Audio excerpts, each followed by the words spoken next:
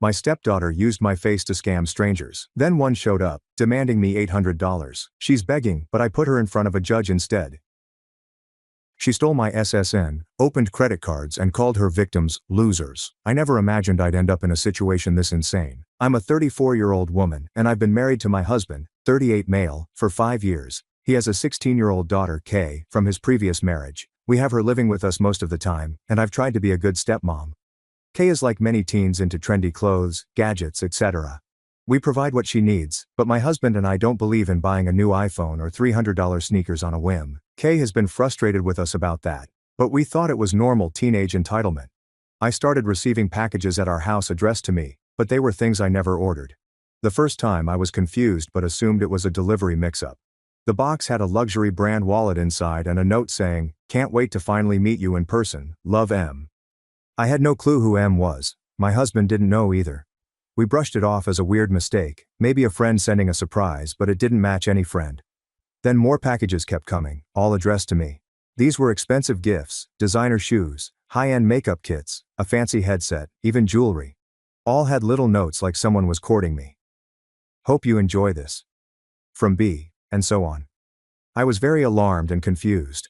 My husband joked that I had a secret admirer and was a bit uncomfortable, but we both agreed I wasn't doing anything. I started to suspect maybe Kay, my stepdaughter, had something to do with it. The gifts were more along the lines of what a teenage girl would want, not me. And Kay had shown interest in some of those exact items before. I sat Kay down and asked if she knew anything about the packages. She immediately got defensive and said, "No. Why would I?" in that teenager with attitude tone. Something felt off, so I did a bit of snooping. When Kay left her laptop bag in the living room, I checked it. I found the evidence that absolutely floored me. Several fake online dating profiles using my photos and name, basically my entire identity, but portraying me as a single woman. Kay had lifted photos from my social media and even some personal details like saying I live in our city and love dogs and yoga, which is true about me. She was using an obviously fake birth date to appear 30-ish. The profiles were filled with flirty messages with men. It hit me like a truck. Kay was catfishing men online, pretending to be me, and those men sending me gifts were actually sending them to our address because she gave it out to get presents and money. I also found in her messages that she had convinced a few of these guys to send her money via online transfers. I later totaled over $3,000 in gifts and transfers she had received by duping men into thinking they were in a relationship with me. She had a secret PayPal account and also had them send Amazon and Visa gift cards. Worst of all, I discovered she didn't stop at that. She had used my personal info, name, address, birth date, possibly my SSN, to open at least 2 credit card accounts online. One was a store credit card. I found a printed email in her stuff about a credit card approval for Jane Doe. Not my real name, but it was my info. I was absolutely livid and terrified. This is identity theft and fraud, not a harmless prank. She is literally messing with my credit and impersonating me to strangers who now know my full name and address.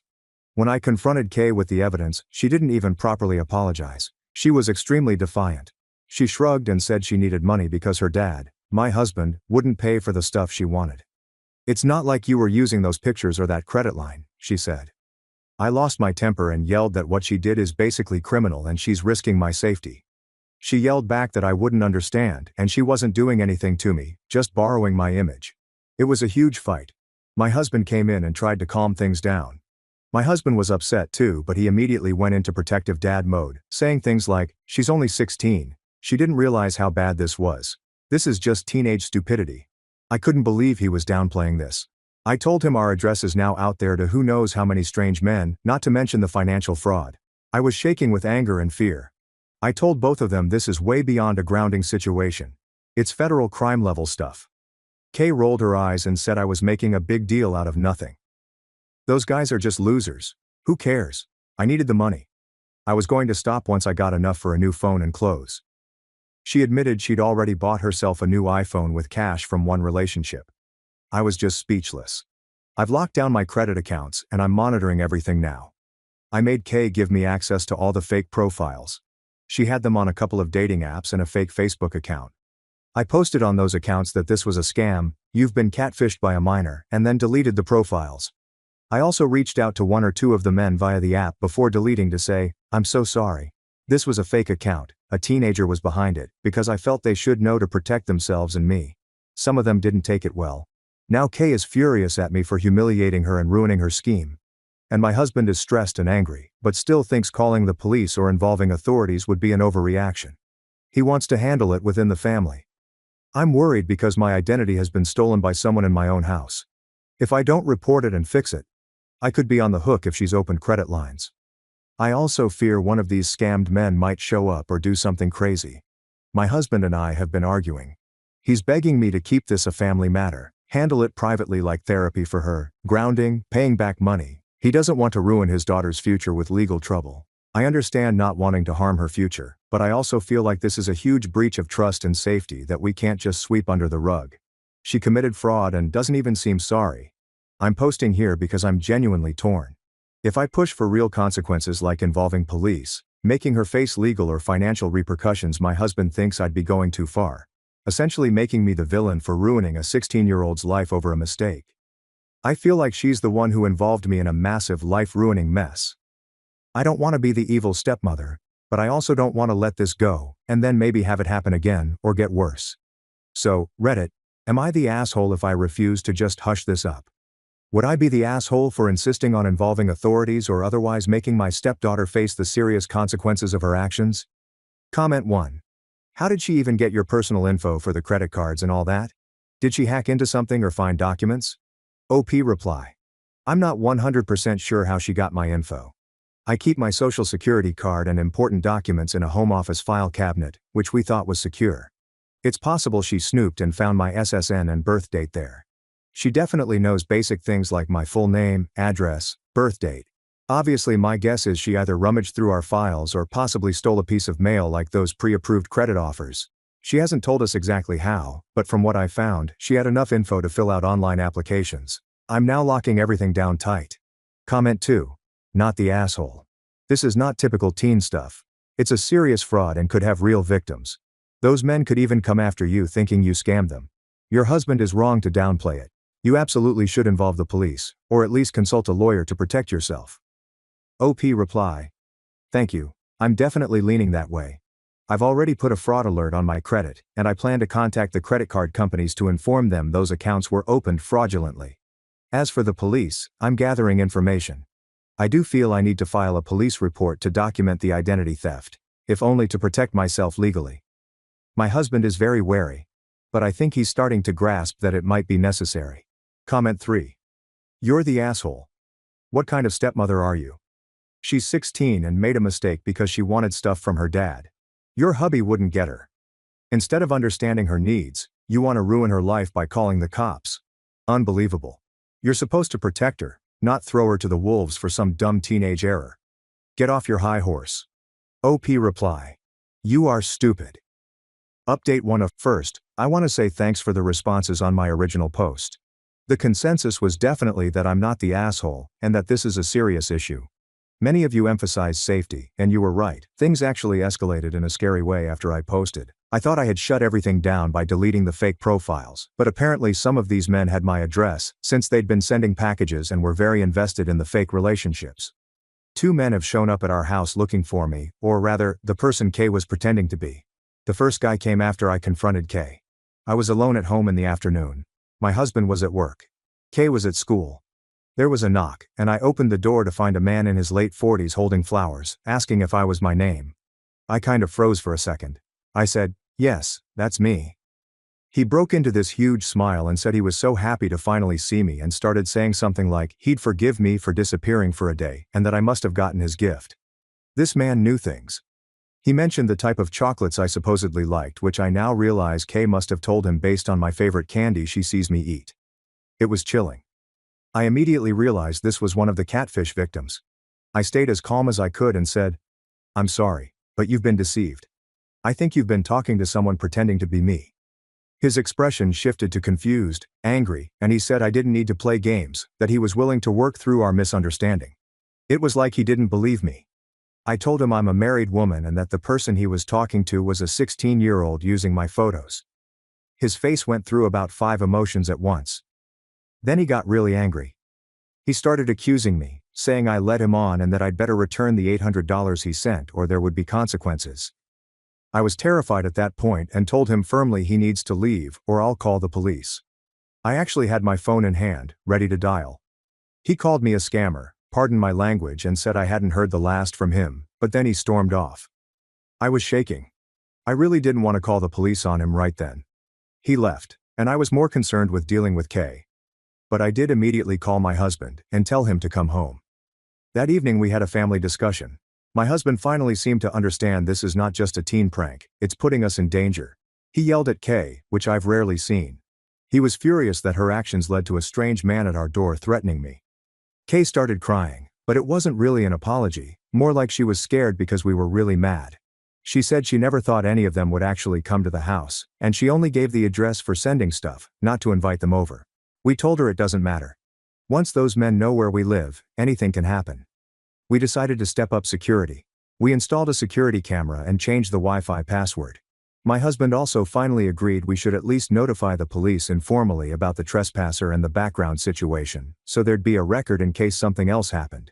We wanted it on file. An officer came the next day, and we explained the situation minus identifying info of Kay for the moment. The officer basically said, "Yeah, this is serious," and advised us to consider pressing charges for identity theft and fraud. He also said if that man comes back, to immediately call 911. I felt validated that an authority took it seriously. As if one stalkerish incident wasn't enough, another man showed up. This time it was evening. He was older, maybe 50s. He pounded on the door loudly. My husband and I were home. Kay was in her room. We both went to the door. I stayed back and let my husband answer. The guy was looking for, essentially me again by my name, saying something like, "I know you're in there. My name." It was horrifying. My husband opened the door with a crack with the chain on and told him he had the wrong situation, that he was scammed online. The man was agitated and kept saying he needed to talk to me. He even said, "I love you. Just come out and talk to me. Why are you hiding from me?" It was beyond creepy. We ended up yelling through the door that if he didn't leave, we'd call the police. We actually did end up calling the police that night because he lingered in our driveway for a while, yelling that I owed him an explanation. By the time officers arrived, the guy had driven off. We gave them our doorbell camera footage. The police were sympathetic and opened an investigation because this was now the second instance of a man harassing us at home due to the catfishing. They took a statement from Kay as well, and she admitted to talking to that guy online under the fake persona. So yeah, now the police are definitely aware. They haven't charged anyone yet, but they have the information. They advised me to consider getting a restraining order if any one individual keeps showing up. I'm hoping it doesn't come to that. Kay has been grounded hardcore, no phone, no internet, no contact with anyone except school and us. We also finally looped in on her biological mom. My husband was initially reluctant to tell his ex, Kay's mom, because he was embarrassed and didn't trust her, but we figured she needed to know what their daughter was up to. The biome's reaction was odd. She was not as shocked as we expected and mostly just said, "I'll talk to her." At this point, my husband is no longer saying, "Just a teenage mistake." He's as alarmed as I am now, especially seeing me get threatened. He did apologize to me for not taking it seriously from the start. We are united on handling this, though we still argue a bit on how far to go. I feel we should let the authorities do their thing. He's more inclined to try and settle with these men by returning money or something quietly. Speaking of which, we actually contacted a lawyer for advice after these incidents. We were advised to not reach out directly to all the men or offer money back, yet that could be seen as admitting liability, but instead to document everything and cooperate with any investigation. The lawyer also said Kay's actions are indeed serious crimes, fraud, and identity theft, but since she's a minor, it would likely be juvenile court if it goes that route. So that's where we are. It's been very stressful and scary. I'm mostly angry at Kay. We're looking into counseling for her regardless of what else happens. This whole thing is a nightmare. I will post further updates as things progress. Right now we're just trying to keep our family safe and deal with the fallout. Comment 1. That's terrifying. Not the asshole at all. In fact, I'd be scared for my life. Did you or the police manage to identify those men? Are they pressing charges or anything? OP reply. It was extremely scary. The police identified the first guy through the info I gave. I had his first name and some details from when he showed up and from messages I'd seen. I don't know if he's pressing charges yet, but he did file some kind of complaint with the police after realizing the truth. We got a call from a detective asking for a statement. The second guy's identity we also passed on from what Kay told us. She knew his name and city from chatting. We haven't heard if he took any action, but the police are aware of him. At the very least, both incidents are on record. Comment 2. This whole thing is beyond normal teen behavior. Where did she even learn to do something like this? Was her biome any help, or does she have friends egging her on? OP reply. We have been asking ourselves that. We haven't uncovered evidence of friends being involved, it seems like she acted alone online. As for her biome, we did tell her what happened, and her reaction was oddly mild. Kids do crazy things. I'll have a chat with her. That struck me as weirdly nonchalant. I don't want to speculate too much, but I know my husband divorced her partly due to some dishonest behaviors. Not like this exactly, but she had issues with money management and integrity. I'll just put it that way. We're not sure if Kay got the idea herself or if there was any influence. It's possible Kay saw or heard things from her mom that made this scheme seem okay. At this point, we honestly suspect there's more to it and are keeping our eyes open. I'll update if we learn anything concrete about influence from her mom or others. Update 2. I wish I could say things have calmed down, but they haven't. We've had some new developments, including one of the victims threatening legal action, and my husband finally getting hit with the reality of the fraud aspect of the situation. After the 2 incidents with men showing up, we've been in close contact with the police. One of the men, the first guy with the flowers, M, has been in communication with the police, and is furious. Through the police, and indirectly through our lawyer, we learned that M is demanding compensation for the money he sent, around $800, as he claimed at the door. He's also talking about suing us, or me specifically, for fraud or emotional distress or something along those lines. Basically, he feels victimized understandably, and wants someone to pay. The police told him the perpetrator is a minor, without naming her, since they don't usually release minor info at first, but apparently that hasn't calmed him down. He's contacting a lawyer. This news absolutely rattled my husband. I think until now he saw catfishing as something contained that we could manage, but the word lawsuit jolted him. He started panicking about how we could be on the hook for money or get in legal trouble because of what Kay did. I reminded him that I am technically the person this man could try to sue since it was my identity, which is exactly why I'm so upset at Kay. That seemed to get through to him. Like he finally got that Kay essentially framed me as the scammer in these men's eyes. My husband actually said, "Oh God, she basically painted a target on your back." Yes, exactly. Thank you. We sat down with our lawyer, who explained that if the guy sues civilly, it would likely be against my husband and me as the adults, parents, since Kay is a minor. That could mean financial damages. Also, any money Kay got from these men may need to be paid back as restitution. If this goes through criminal court, we're not talking a huge fortune. From what we gathered, she got a bit over $3,000 cash total, plus gifts. But still, it's money we don't really have just lying around to throw at this because of her actions. The lawyer also pointed out something that really made my husband go pale. By opening credit cards in my name, Kay committed clear-cut identity theft and fraud, which are crimes, even as a juvenile. If the credit card companies choose to, they could press charges or at least come after us for the balances. I did catch that early, so thankfully she didn't rack up charges. She mostly used gift cards and direct money, but one card had about $200 spent online by her before I shut it down. The credit card angle also upset my husband anew, because he actually hadn't fully processed that part. He admitted he was so focused on the men sending gifts part that the financial fraud piece didn't sink in initially. He was like, "You opened credit cards in her name?" to Kay, in disbelief. Kay just crossed her arms and said, "Yeah, I did. Dad, you never let me have a credit card and I needed one for stuff." I thought his head would explode. He told her that's not how anything works, and that she basically stole from me and could have wrecked my credit score. I've since checked my score and took a small dip from the hard inquiries and that one balance, but hopefully we'll recover once this is resolved. My husband has been changing between anger and a sort of desperation. He's angry at Kay for what she's done, but I can tell he's also feeling guilty, like maybe he failed as a parent somewhere for her to do this. We had a long talk where I asked him to stop minimizing what happened. I think the combination of the angry victim threatening to sue and the word identity theft being thrown around finally made it click for him. He's no longer saying just teenage mistakes. He's fully acknowledging it's serious. That's a relief, honestly, to have him on the same page. Though it's sad it took this much. In terms of consequences, our lawyer suggested that we might want to consider proactively enrolling Kay in some kind of program or therapy, which could look good if this goes to court. We've arranged for her to start seeing a counselor.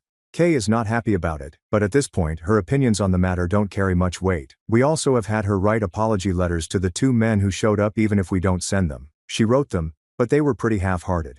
We haven't sent them yet on advice of counsel, We have to be careful. It doesn't sound like admitting liability, but it's something we may do informally later. Another development we heard from one more man through the fake account's email, which I still had access to until I deleted it. He was someone who hadn't shown up, but was clearly very emotionally invested. He basically wrote, "I know this was all fake now, you broke my heart, I'm going to the cops." I responded briefly to apologize and encourage him to indeed go to the cops if he felt he was a victim of fraud. I didn't reveal identity details, just said the person deceiving you is a minor and is facing consequences. So far, I'm aware of 3 men who have either shown up or contacted us, the authorities. There may be more out there that just quietly disappeared when the profile vanished. We don't know. Emotionally, it's been tough at home. Kay barely speaks to me, except when absolutely necessary. She's mad at the world right now. My husband is alternating between lecturing her, comforting her when she has crying fits, and then apologizing to me for all this. Update 2. I won't lie. I'm still very angry. I look at her and feel so betrayed and well used. She used my identity like a tool, and she's my family. That cuts deep. I'm trying to stay clear-headed though. We are cooperating with authorities and following our lawyer's advice. At this point, I'm less asking if I'm an asshole. I think it's clear I'm not, or at least I hope so, and more just updating because people have asked, and also maybe I need to vent. It's likely that in the next update, I might have info on charges or what the police decide to do. Also, we have an interesting angle about her biome that's developing. Without getting into too much detail here, my husband confronted his ex, Kay's mom, more firmly about whether she knew anything or even encouraged this because he found a suspicious text on Kay's phone from her mom. Kay had deleted most incriminating chats, but one message from her mom said something like, "Did you get the money from that guy?" Yeah.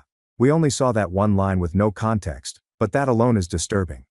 We're trying to recover more of those messages. This confirms some of our suspicions that her biome might have had a hand in coaching her. We haven't confronted the mom with that yet. We want to have more evidence, and frankly, it might end up in the hands of police if they investigate that far. So that's where things stand. My husband finally isn't downplaying anything. In fact, he's in overdrive trying to fix and manage this. I'm just here shaking my head that this is my life right now. I'll update again when there's more news. Comment 1. Has your husband considered involving CPS or something regarding the mom's influence? OP reply. Regarding her biome. We're still gathering what we can. That one text snippet we saw was very damning. My husband is furious at his ex. We haven't involved CPS or the police about the mom yet because we want more evidence of her involvement first. We did tell our lawyer, and he advised us to save everything and perhaps bring it up to the police once Kay has an attorney if it gets to that point. It's tricky. If her mom truly coached her, then Kay was being actively guided to do this, which is just... I have no polite words for it. We definitely will pursue that angle. Right now, Kay is not going to her mom's house at all. Normally, she might on some weekends, and we insisted on pausing that for the time being. Comment 2. Quick question. Have you managed to return any of the physical gifts or contact those senders, or are you holding on to them as evidence? OP reply. Good question. We have a pile of the gifts that were sent, designer items, electronics, etc. We haven't returned anything yet. Our lawyer suggested holding on to them for now as evidence, and also because some might need to be returned to the senders as part of restitution later. I did photograph and catalog each item, and we have the notes that came with them, which are honestly creepy to read.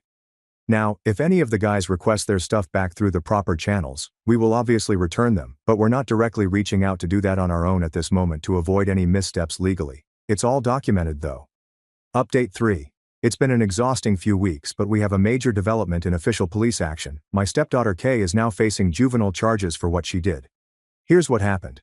One of the victims, the first man who showed up, M, followed through and filed a formal police report for fraud. At least one other victim did as well. The police investigation moved quickly, likely because the evidence was not hard to gather. I had saved a lot of the digital proof screenshots of profiles, messages, etc.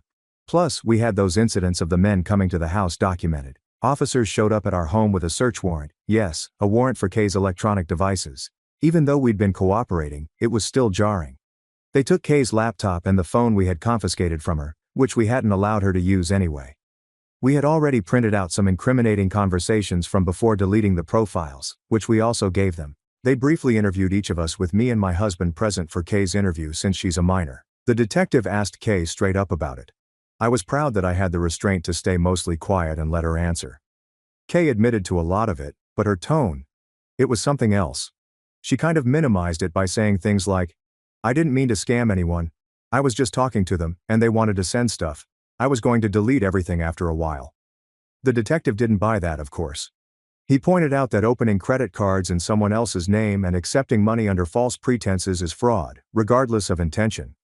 Kay then did something that honestly made my jaw drop. She tried to shift the blame onto me.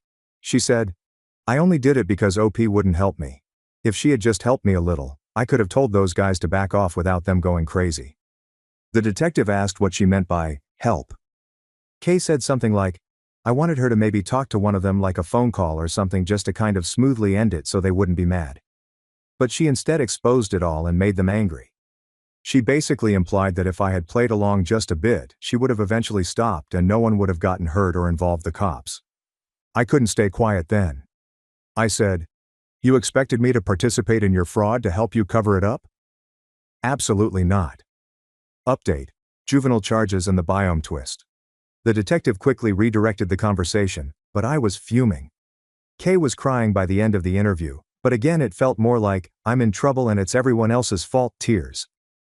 After gathering evidence in the interviews, the juvenile division of the police, with consultation from the DA's office, decided there was enough to charge Kay with a few counts in juvenile court, specifically fraud, identity theft, and credit card fraud. We got a juvenile court summons. My husband and I have already gotten her a juvenile defense attorney. We used the one our lawyer recommended. The attorney is working on a strategy. Likely they'll aim for some kind of plea deal where she admits guilt and gets a diversion program or something given it's her first offense and she's a minor. We're hoping to avoid any scenario where she's taken into custody. As of now, she's not in any juvenile detention or anything. She's allowed to stay home under our supervision until the court date, with the agreement that she can't use the internet unsupervised, etc.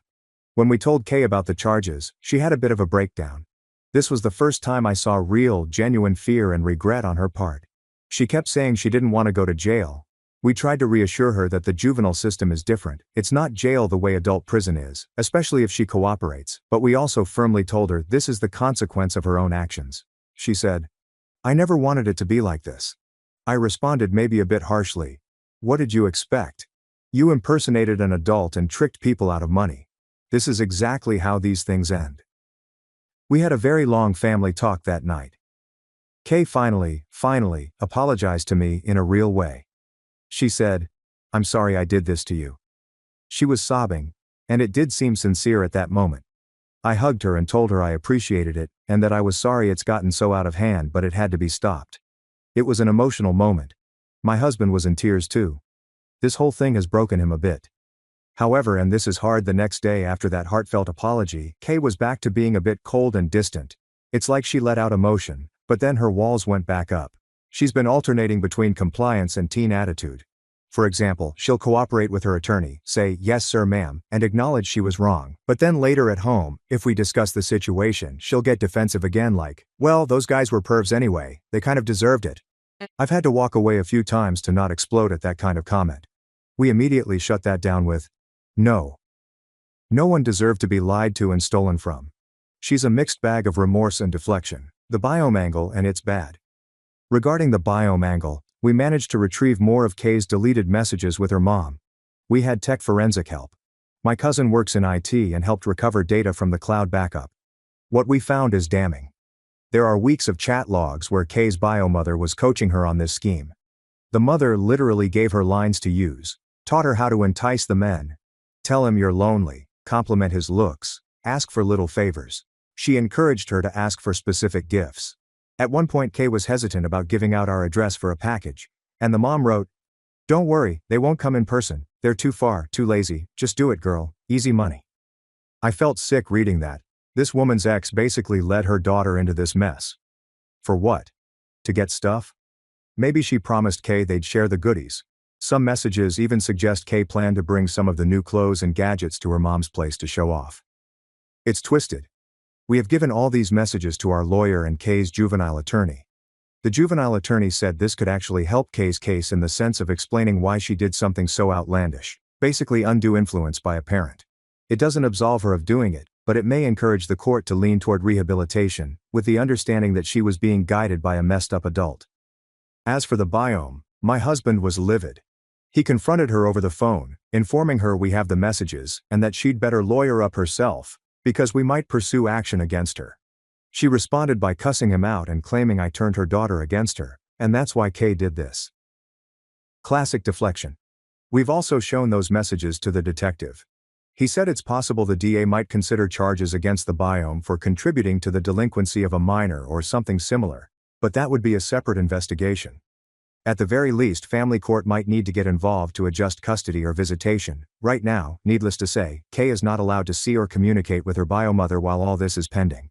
That's partly our decision and partly the advice of Kay's lawyer. What's next?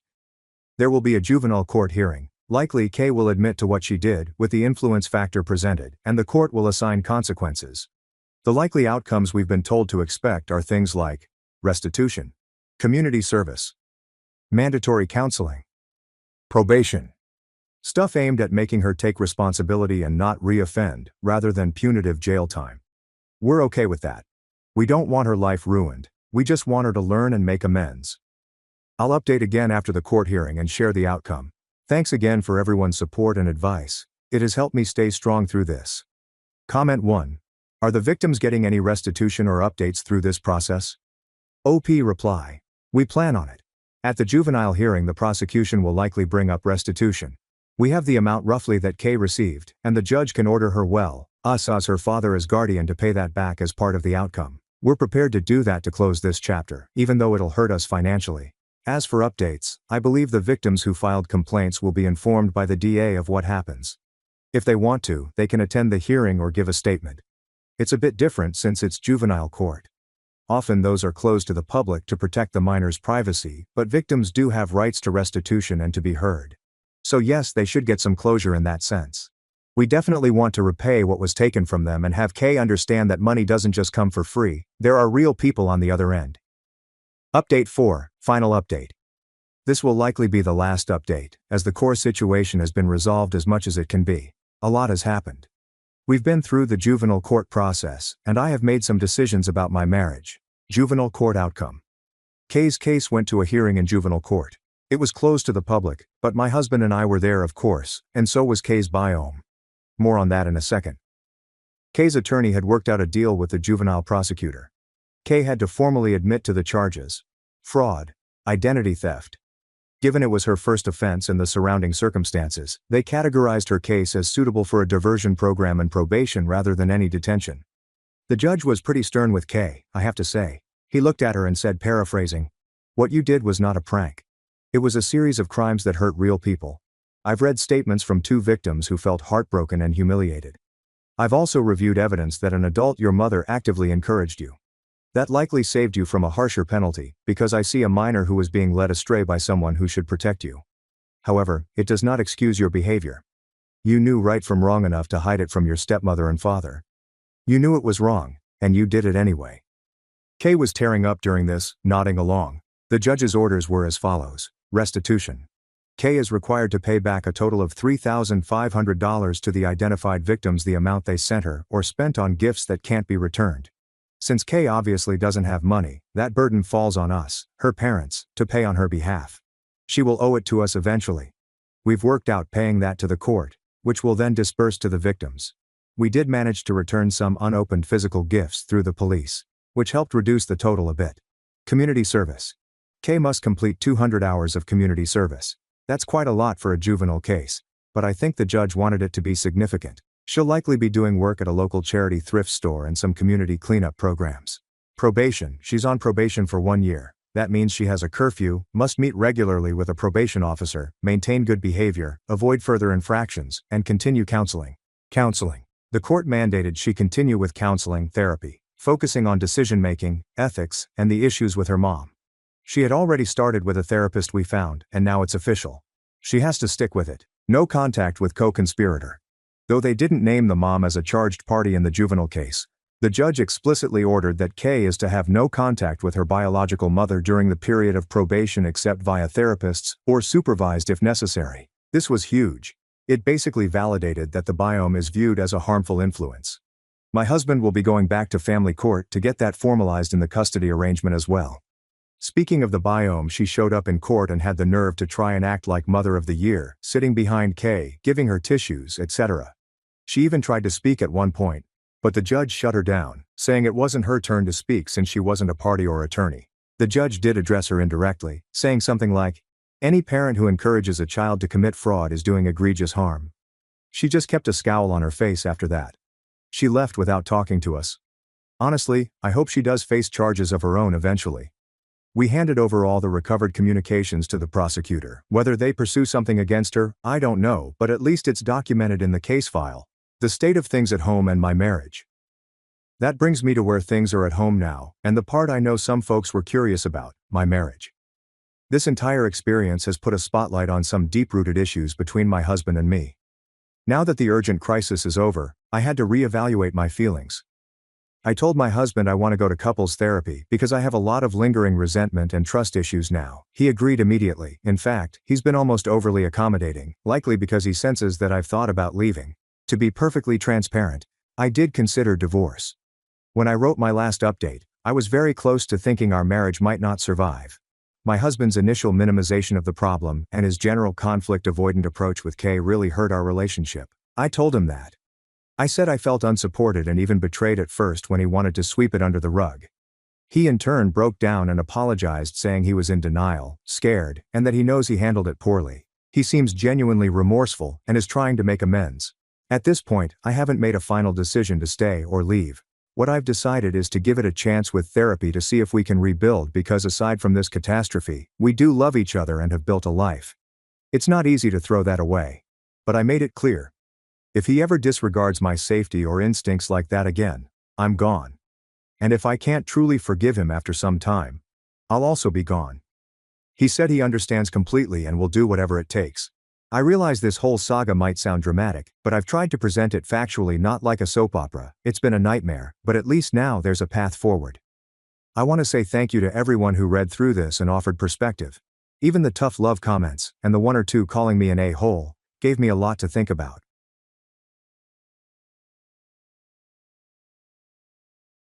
My parents told me, "It's time you found a wife," then kicked me out from my jobless brother. So I bought the house and made him pay rent. Or leave.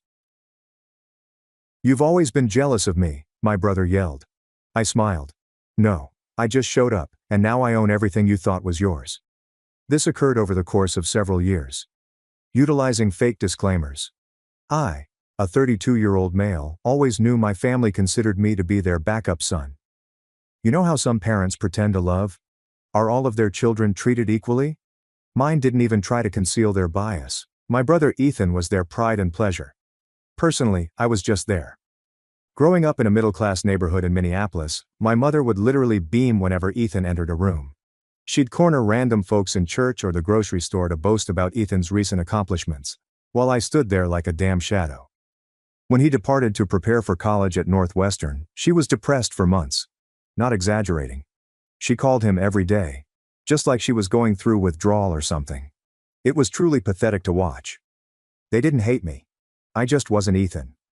He was loud and played football and received all of the attention, his charismatic personality or being an annoying loudmouth. I was more reserved, but athletic. I wrestled in high school and even placed in state. Twice. However, somehow my trophies ended up in boxes in the basement. Participation medals from elementary school football had top display space in the living room. I am not even joking. This guy had a greatly improved certificate from 4th grade football hanging in the hallway until I moved out. I realized quite early that no matter what I achieved, I would never measure up to Saint Ethan. Even though I graduated with honors in business management and got solid work in a medical equipment distribution company, my mother responded, "That's nice, honey. I heard Ethan might be up for a promotion in his marketing firm." Mind you, Ethan had been up for promotion about 5 times already, and somehow never received it, possibly because he spent more time networking at bars than actually working. However, my parents would never acknowledge that. The worst part was that I accepted it. I assumed that's how families worked. Someone gets to be the golden child, and someone must be the spare. Guess which role I got stuck with? When I was 23, I was working. For about a year following graduation, my parents dropped what they believed to be good news. They were going to retire. Mom had me jumping between random part-time jobs. I I worked at apparel businesses for years, and Dad was done as an insurance adjuster. Their great plan? I'd move back home to assist until Ethan had kids. Then they'd relocate to Colorado to be near him. Let's fast forward. Ethan and Lena still hadn't produced the grandchildren they were desperate for. Indeed, he was really struggling. He and his wife struggled to pay their payments in Denver. I hadn't seen him since I think it was 2 Christmases ago, and he spent the entire weekend complaining about his condominium, his boss, and pretty much his entire existence. He wore fancy clothing he could not afford. He would show up in these $300 jeans and new watches, grumbling about how the system was keeping him down. He scarcely acknowledged me, treating me as if I weren't family. The dog was only there for the background noise. Meanwhile, I was holding everything together. I had worked my way up to regional sales manager, which began paying rent to cover their expenditures. I took care of the house and yard. Everything. I even renovated their bathroom and constructed a balcony in the backyard with my own 2 hands. Put in these composite boards that do not splinter or decay. Did all of the railings. I am the whole 9 yards. My life wasn't ideal, but it was reliable. I had a good bunch of mates and played in a recreational hockey league. I dated when I had the time. But no matter what I did, my mother continued to discuss Ethan as if he were God's gift to humanity. When I closed a significant account, increasing my commission by thousands, Mom responded by asking if I could lend Ethan money since he was going through a hard stretch, the roughest. Having leased a BMW, he couldn't afford it and was now scared about the payments. But this wasn't the first. It was perhaps the 5th time they had asked me to bail him out. Every family gathering, it was the Ethan show. If he bothered to call in on holidays, everyone would crowd around the phone as if the president was on the line. If he deigned to visit, my folks would stay weeks preparing, getting his favorite foods, tidying his previous room like the Queen was coming to stay. On my birthday, Mom would make a boxed cake. On Ethan's birthday, she would spend 3 days cooking all his favorites and invite the entire extended family. Then everything went to Ethan. He lost his job. He and Lena were already living together, living paycheck to paycheck, maxing out credit cards to preserve their picture. They were completely screwed. My mom behaved like this was the best news ever, not a joke. She virtually bounced in her seat at supper. "This is perfect," she squealed. "Ethan and Lena can move in while he regains his footing, and perhaps after they're situated, they will finally start a family." My stomach dropped. The way she stated it made it obvious she had been waiting for this. The same situation has played out for years. Never did she want to know what I thought about it. I was just expected to go along with whatever. Ethan, as usual, was in need. I remember staring at my plate and pushing around the mashed potatoes thinking, here we go again. Ethan fucked up, and everyone bends over backward to accommodate him. It became worse. After a few evenings, they sat me down for a family meeting. They wanted me to move out. There simply wasn't ample room for everyone, Mom stated, in a fake lovely voice. Besides, it's time for you to focus on finding a bride. Mom stated there was ample room for everyone, this in a fake lovely voice. Besides, it's time for you to focus on finding a bride and start your own family. But here's the kicker. They still expected me to continue paying rent even after I departed. I just sat there, feeling like I'd been sucker punched. For 5 freaking years I had put my life on hold to aid them. I had been the responsible one, while Ethan spent his life hundreds of miles away, and now they're kicking me out so Golden Boy and his wife might hijack my place. Dad must have noticed I was about to lose it, because he swiftly suggested I should take my time thinking about it. But I didn't need time. For the first time in my childhood, I saw my parents for what they really were.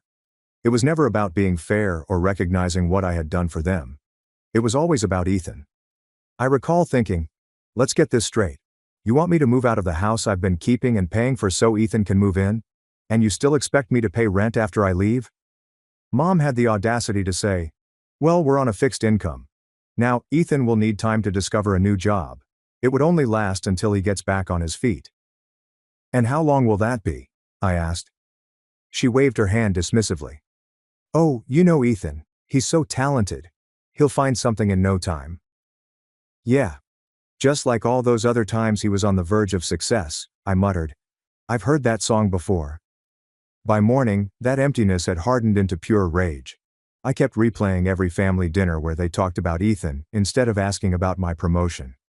Every time Mom displayed his old high school shirts to visitors, while my wrestling trophies accumulated dust in the garage, every sign that I was simply a placeholder until they could get their golden child back.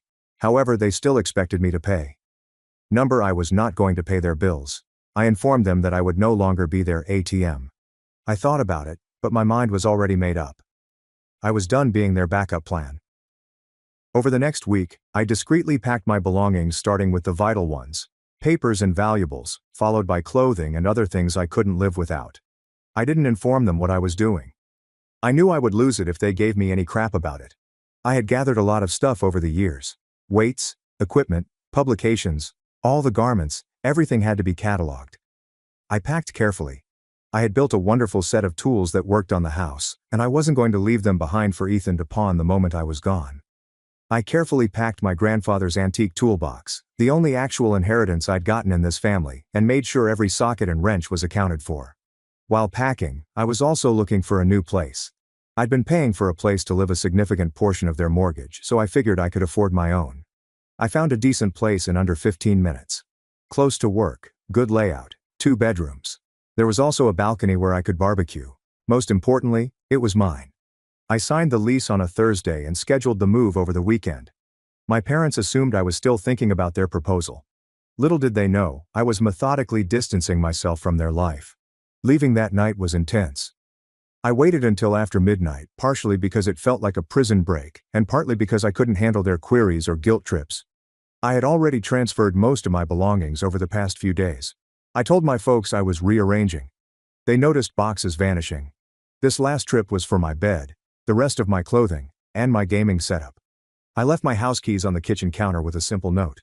I found my own place. Don't approach me about rent. Simple. Everything we do is straightforward and direct. The relationship was not. I loaded the last of my belongings into my truck and drove away without looking back. The following morning, I blocked both my parents and Ethan on literally everything. Phone, email. I didn't even want to use social media, including LinkedIn. He tried to contact me through work connections. For the first time in years, I felt liberated. That first week in my new house was like walking into a new life. I could leave my exercise bag on the couch without mom complaining. I could come and go without explanation. I even started meal prepping properly and got back to my training schedule without interruptions. I set up my weight bench in the second bedroom. I got all of my protein and vitamins organized in the kitchen. For once, I didn't have to explain to anyone why I needed so much chicken breast in the fridge. However, the peace didn't last. About 3 weeks after I moved out, I received a call from an unknown number. I almost didn't answer, but something told me I had to pick up. It was my Uncle Tom. Tom and Dad had a competitive relationship since they were children. Unlike my father, Tom did not fuck. He had always been honest with me, and I respected that. He was the one I learned how to change my oil and fix a faulty faucet from, when Dad was too busy watching Ethan's high school games. "Noah, what the hell, man?" he asked. "You've just disappeared from your parents. They're about to lose their house." "What?" I was extremely surprised. "What are you talking about?" That's when Tom dropped the bombshell. It turned out Ethan had been jobless for 6 months, not just a few weeks like Mom claimed. And my parents had been surreptitiously sending him money the entire time, not just in modest amounts, thousands every month to keep both him and Lena afloat in their pricey condo. To make matters worse, they took out a second mortgage on the house without telling me. I could barely process what I was hearing. "So let me get this straight," I said, my knuckles white as I grasped the phone. "They borrowed against the home without telling me, then expected me to continue covering their mortgage while they kept helping Ethan and Lena?" "That's right," Tom agreed. "And now they're worried because if they continue to miss payments, they might lose their house. You need to step up and fix this, Noah." I laughed. Actually, I laughed. "Fix it? Why is this my responsibility?" "They're your parents, Noah," Tom snapped. "Family takes care of each other." "Really? Where was Ethan when they needed assistance? He's been bleeding them dry for years. I've been the one keeping a roof over their heads." Tom went silent. He knew I was right. "Look, Tom, I appreciate the call. But this is not my problem. They chose Ethan like they always do. Now they can deal with the repercussions." After hanging up, I sat there in astonishment as the truth sank in like a stone. All the times they said they were a touch tight this month, when I asked if I might chip in more for utilities, it wasn't because their retirement wasn't going far enough. It was because they were funneling funds to Ethan behind my back. While I was working overtime to make ends meet, they were enabling Ethan's careless lifestyle, a betrayal that cut deep. Truly hit deep. For days, I attempted to process everything. The more I considered it, the more betrayed I felt. I had unintentionally been helping Ethan and Lena stay afloat in their pompous lifestyle, while my rent money was directed to them by my parents. So after digging this hole, they expected me to leap in and pull them out. This was not my problem. But then I started thinking about the house itself. I grew up there. Put in a lot of work.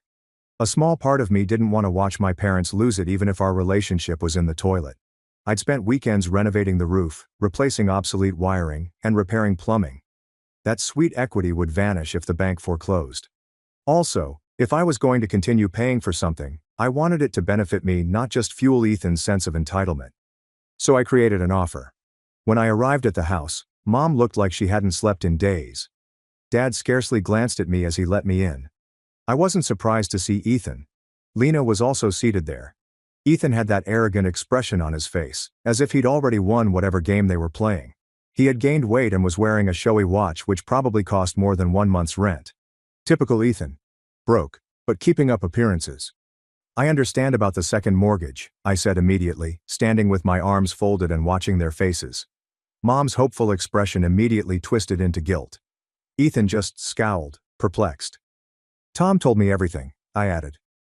Mom sighed. Tom ought to mind his own business. Maybe, but I'm glad he didn't. Otherwise, I'd still have no idea you were using my money to pay for Ethan's expenditures. Dad began to interrupt, but I held up my hand. Let me finish. I'm not here to fight or rehash the past. I have a solution that benefits everyone. I laid it out. I proposed that I take over the house totally in my name, managing the mortgage legally. A true official transfer. They could continue to live there, but only if Ethan and Lena paid at least their fair share of rent. The same rent I'd been paying since I was 23. Mom hesitated. This is our family home. We won't just sign it over to you. You act like it's meaningless. It isn't nothing. I responded, keeping my voice stable. It's your chance to keep it instead of losing the entire house. Currently the bank owns more of it than you do. If you continue to miss payments, they'll take it back. This is your best shot. Ethan jumped in. You can't just walk in and take something that doesn't belong to you. This was supposed to be my inheritance, he said, his voice rising with every syllable. You've always been jealous of me trying to outdo me. Now you're using Mom and Dad's situation to steal what should be mine. I laughed right in his face. Your inheritance, Ethan? You've scarcely stepped foot in this house in 10 years. I've been here looking after Mom and Dad and paying the bills, while you've been living your life 3 states away and bleeding them dry. His face turned red, but he had no comeback. He just sputtered about how I didn't understand his situation and how the job market was terrible right now. Rich, coming from a guy who'd had 5 different jobs in the last 3 years, none of which he'd held for more than 6 months. I'm not trying to steal anything, I said calmly but firmly. But I'm not going to keep putting money into a sinking ship without expecting anything in return. If you want to stay, you need to contribute. Otherwise that's fine, but I won't pay for you to stay here for free while I struggle on my own. The room went silent. Eventually Dad spoke. We'll think about it. I nodded. Take as much time as you need, but remember the bank won't wait. You're already months behind. Payments are the only way you'll get my assistance. As I turned to go, Ethan couldn't resist one last dig. This is bullshit, he muttered. You've always been trying to prove you're better than me. I just smiled. No, Ethan. I don't have to try. I just have to show up. The expression on his face was priceless. I think that was the first time I had actually stood up to him directly. Mom gasped, as if I had slapped someone. Dad just stared at the floor. But it felt amazing. Damn good to finally express what I'd been thinking all these years. For a week, I didn't hear anything. I assumed they were still arguing over it. Or more likely, Ethan was trying to persuade them to hold out for a better offer, or find another sucker to help them out. Probably figured if they ignored me long enough, I'd cave and just give them money with no strings attached. That's how it had always worked before. Then, out of nowhere, Lena called me. Her voice was shaking with fear. She told me Ethan hadn't paid a single cent toward the mortgage, even after they obtained a foreclosure notice. He was insisting that I was merely attempting to lure everyone into giving me the house and that it wasn't his obligation. But Lena wasn't buying it anymore. I don't want to lose the house, Noah, she said, her voice trembling. I know your offer is reasonable. I've been looking for a job. But Ethan keeps repeating that I don't need to work. Something will work out. He spent days playing video games and going out with his friends while my parents were worried about losing everything. If I don't do something right now, she continued, I'll end up. She proceeded to describe how Ethan would leave the house at midday, claim he was networking, then come home drunk at 2 a.m. Meanwhile, Mom was still doing his laundry and making excuses for him, even as the foreclosure notices piled up. I honestly felt sorry for Lena. She wasn't a horrible person, she was just stuck with my entitled brother. So I made her a new offer. Same deal as before, with one change. Ethan must leave if he refuses to pay the rent. Lena could stay, but he was out. I can't kick my own brother out, I explained. But I can determine the terms if he wants to stay in my place. If he can't comply with those requirements, he has to leave. Lena agreed to present my offer to everyone. Part of me wondered if she secretly hoped Ethan would decline and that she'd have an excuse to leave him. The next meeting was a complete shit show. As soon as I mentioned rent, Ethan completely lost his mind. He jumped up, knocked over a coffee mug with his chair, and started yelling every insult he could think of, calling me a greedy bastard, accusing me of manipulating everyone. He even got in my face and tried to intimidate me, but I stood my ground. I had been dealing with his temper tantrums our entire lives. I wasn't about to back down now. "You think you're so much better than me?" he roared, his face inches from mine. "You've always been jealous because Mom and Dad love me more. That's what this is about, isn't it? You're still that poor little boy who couldn't handle not being the favorite." I didn't take the bait. "This isn't about who's the favorite, Ethan. This is about responsibility. You had a free ride your entire life and now the bill is due." He spat. "Fuck you, I don't need your help. I'm gonna make it big any day now. I've got prospects." "Prospects don't pay the mortgage," I said simply. Mom and Dad tried to play peacemaker, but it was clear they still sided with him. Mom kept saying, "Ethan is going through a hard time right now." While Dad just glanced at the floor, defeated, as if he realized I was right but couldn't force himself to stand up to Ethan or Mom.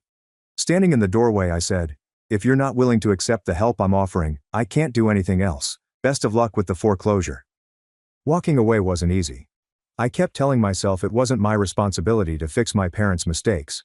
But that unpleasant voice in my head kept whispering, "What if they lose the house? What if it's your fault?" This time I refused to let guilt take control of me. I had done my part. I had given them a way out. They chose to reject it. That was their decision, not mine. Months passed. My life got better. I started dating a physical therapist named Claire, got promoted at work, started taking Brazilian jiu-jitsu classes twice a week. My apartment finally felt like home. For the first time in years, I realized how much I had missed, not anything extraordinary, just the simple freedom to live on my own terms. No one questioned why I needed so much freezer space for meal prep. No one makes snarky remarks about my obsession with exercise. No one made me feel like I was taking up space that rightfully belonged to someone else. Lena called me once more, crying so hard I could barely understand her. The bank was officially moving forward with the house purchase. The foreclosure wasn't just a warning anymore, it was happening. Ethan had refused to even consider my offer. Their fights had gotten so bad, the neighbors had called the cops twice.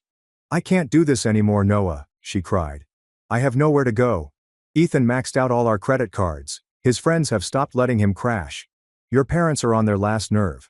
The stress is causing health issues. Your mom's blood pressure is through the roof. Your dad looks like he's aged 10 years in the last 3 months.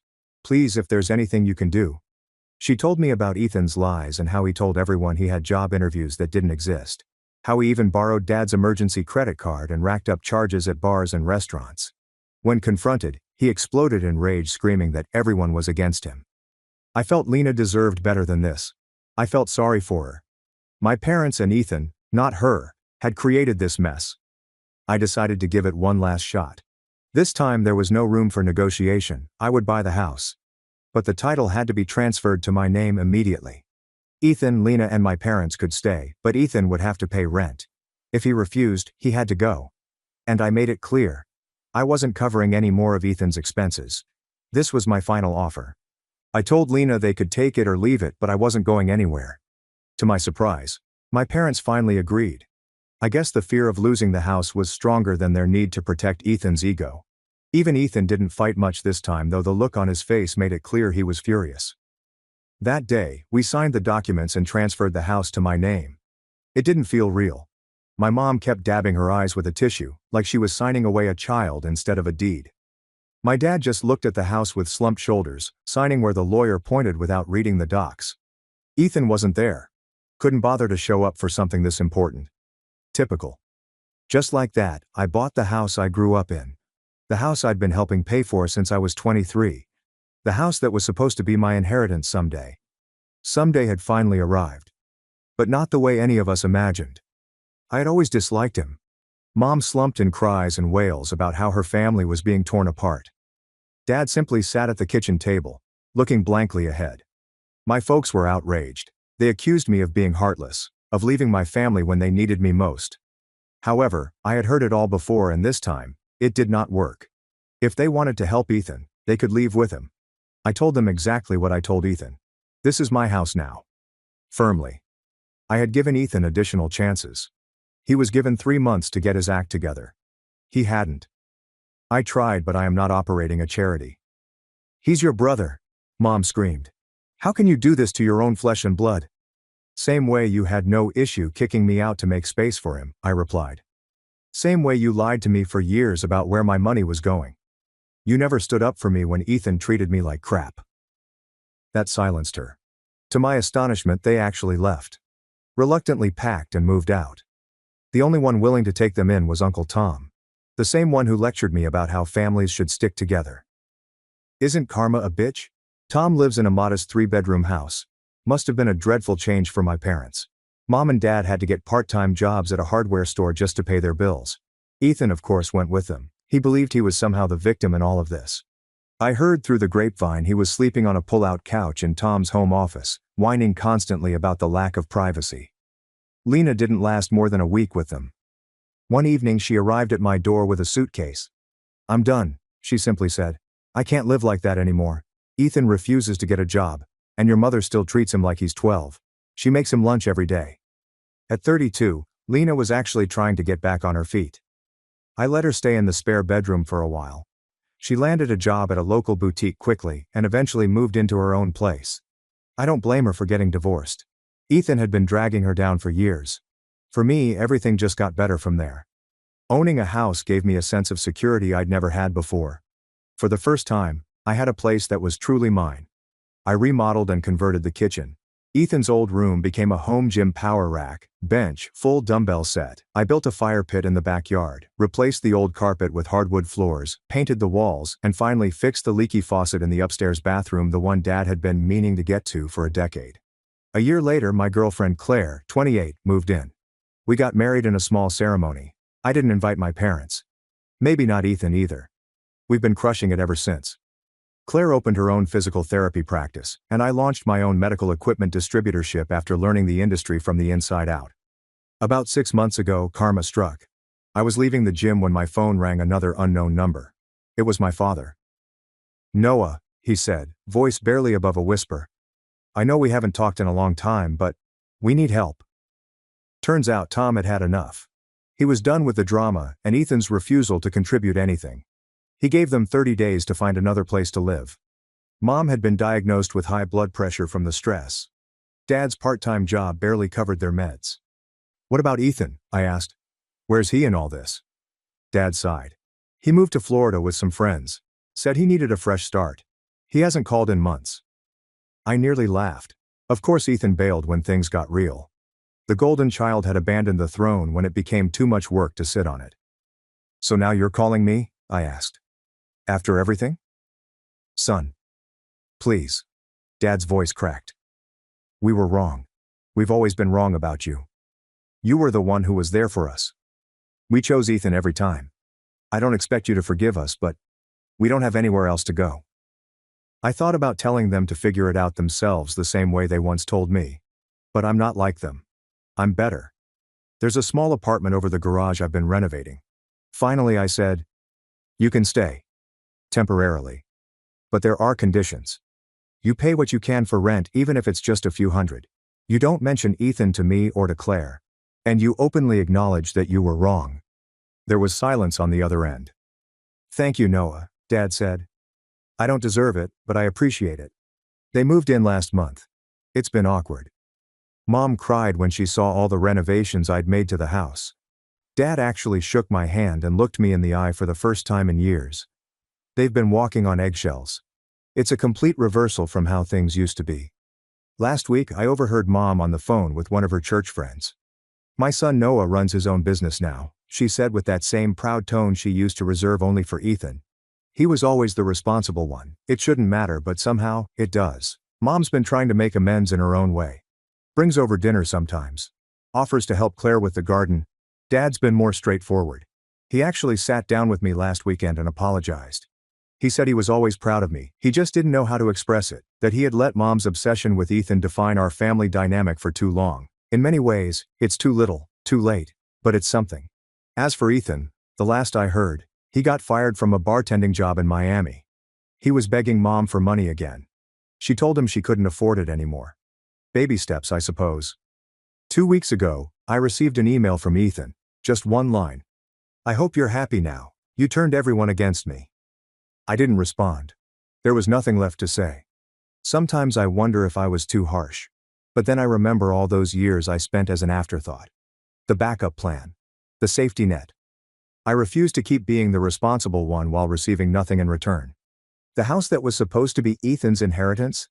It's where my child will be raised. Claire is about to become a mother.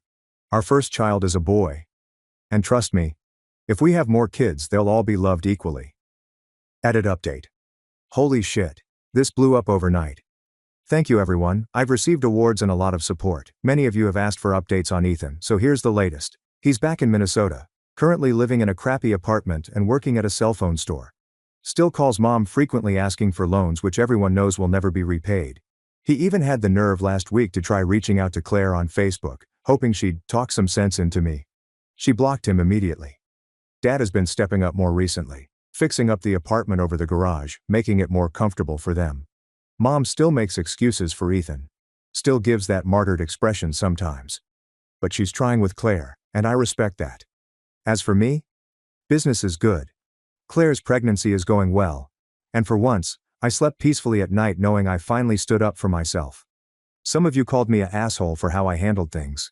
And maybe I was. But after more than 30 years of being the family doormat, I'm fine with that. Edit 2. In case you were wondering about Lena, she's doing fantastic. She's got her own house, started taking classes at the community college, and is dating a good guy who actually has a job. We still grab coffee occasionally. She's genuinely becoming friends with Claire, which is a plot twist I didn't expect, but honestly, it's kind of wholesome. And yes, I did change all the names in this story. Not that Ethan would read anything longer than a tweet, but still, safer.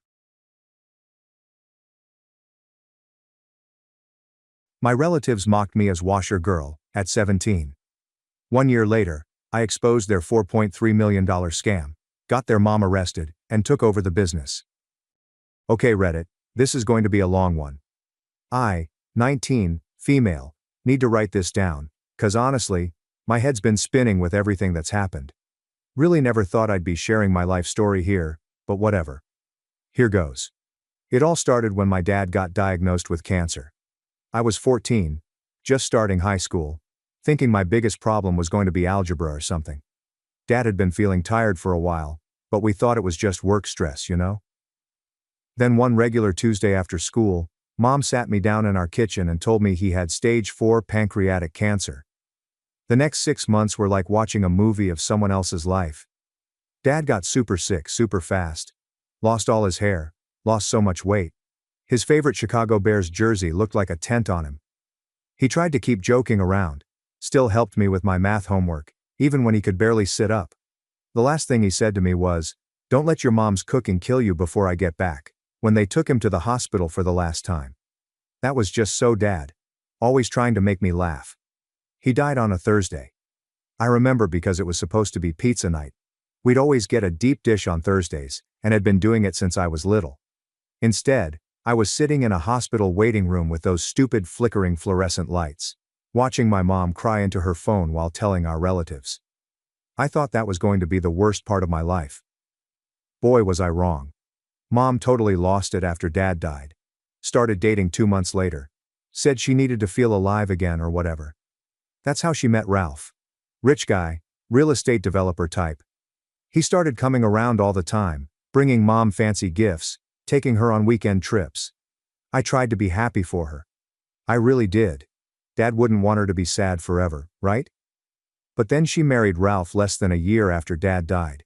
Didn't even tell me they were engaged. I found out when she told me to try on a junior bridesmaid dress she'd already bought.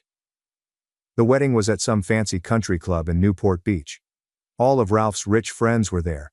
looking at us like we were some charity case Ralph had adopted. I spent most of the reception hiding in the bathroom, trying not to cry. That's when everything really changed. Mom and Ralph moved into his massive house in Newport Beach. We're talking about one of those places with a pool and a tennis court. But guess what? There wasn't room for me. Mom said I'd be more comfortable living with Dad's sister, Aunt Astrid, in Chicago. More comfortable for who, Mom? So I got shipped off to Chicago like some package nobody wanted.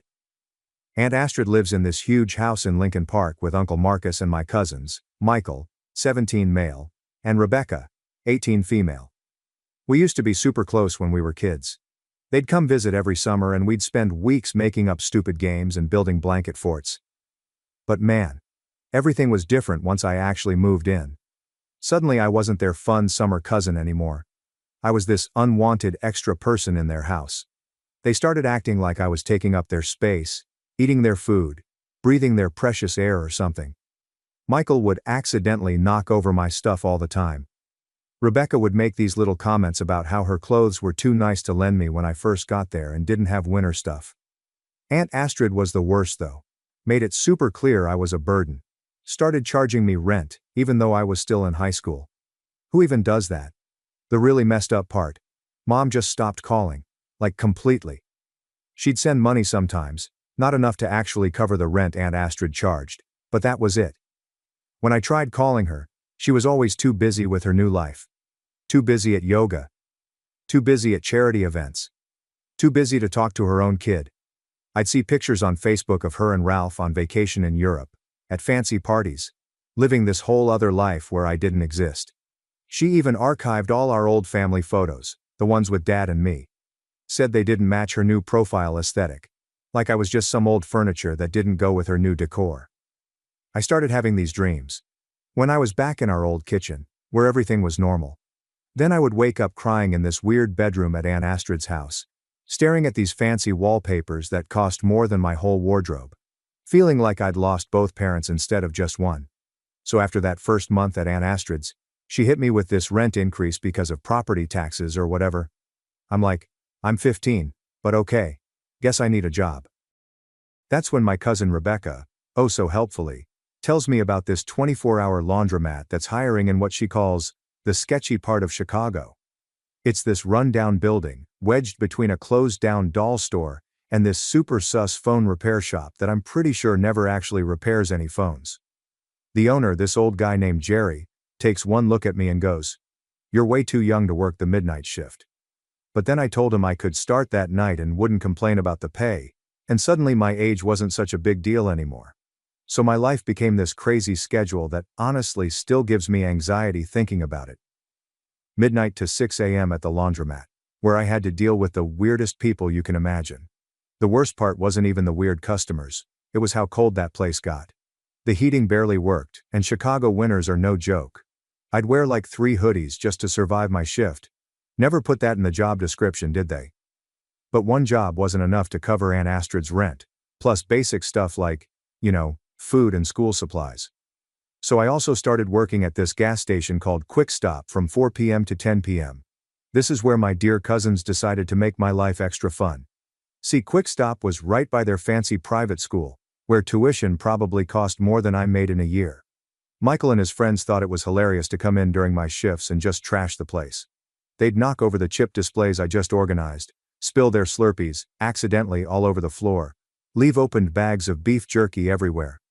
Rebecca was worse though. She was sneakier about it. She'd come in with her cheerleader friends, and they'd do this thing where they'd talk super loud about me like I wasn't there. Oh my God, can you imagine having to work here? Like I'd literally die. Or, ew, look at her uniform. It's so polyester. Then they'd take these awful pictures of me trying to clean up their messes and post them on their social media. The school stuff got bad too. I was going to the public high school nearby, and somehow Rebecca made sure everyone there knew about my jobs. People started leaving quarters on my desk for laundry. Someone stuck a name tag on my locker that said "Washer Girl." Real creative, guys. Thanks. I was basically sleeping through all my classes, 'cause who can stay awake when you're working from midnight to 6 a.m., trying to do homework from 7 a.m. to 2 p.m., Then working again from 4 p.m. to 10 p.m. My grades started dropping. Teachers kept asking if everything was okay at home. I just told them I was adjusting to the move. The only good thing about the laundromat job was this homeless guy named Pete, who'd come in most nights. He wasn't like the other weird customers. He showed me how to fix the quarter machine when it got stuck, and taught me which customers were okay to let slide when they were a quarter short.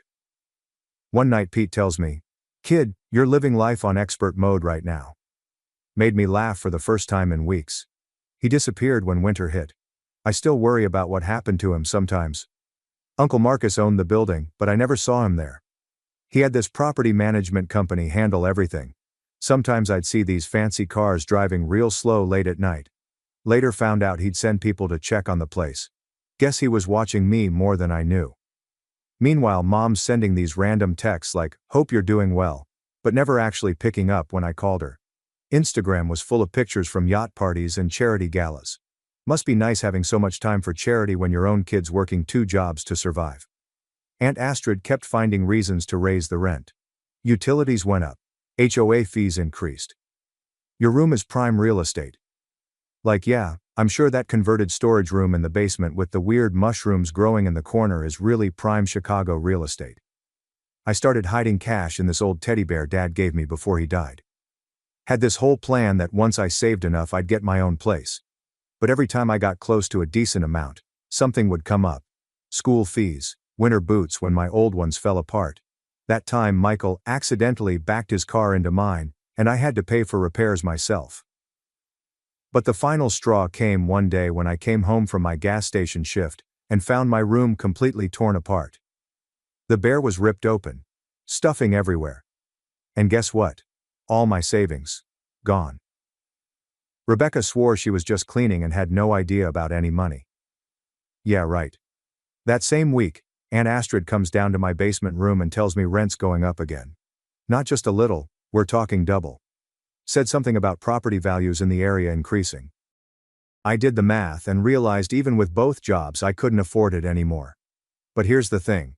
I'd been taking classes at this community college nearby. Nothing fancy, just basic requirements, trying to get ahead while still in high school. The counselor there said I could maybe get financial aid if I took more classes. That meant I had to make a choice. Keep paying Aunt Astrid's crazy rent, or try to get an education. So I picked education. Didn't really have a plan, I just knew I couldn't stay there anymore. Packed up what could fit in my Toyota. The car had these weird rust spots all over it and the heat only worked if you kicked the dashboard in exactly the right spot. But it was mine.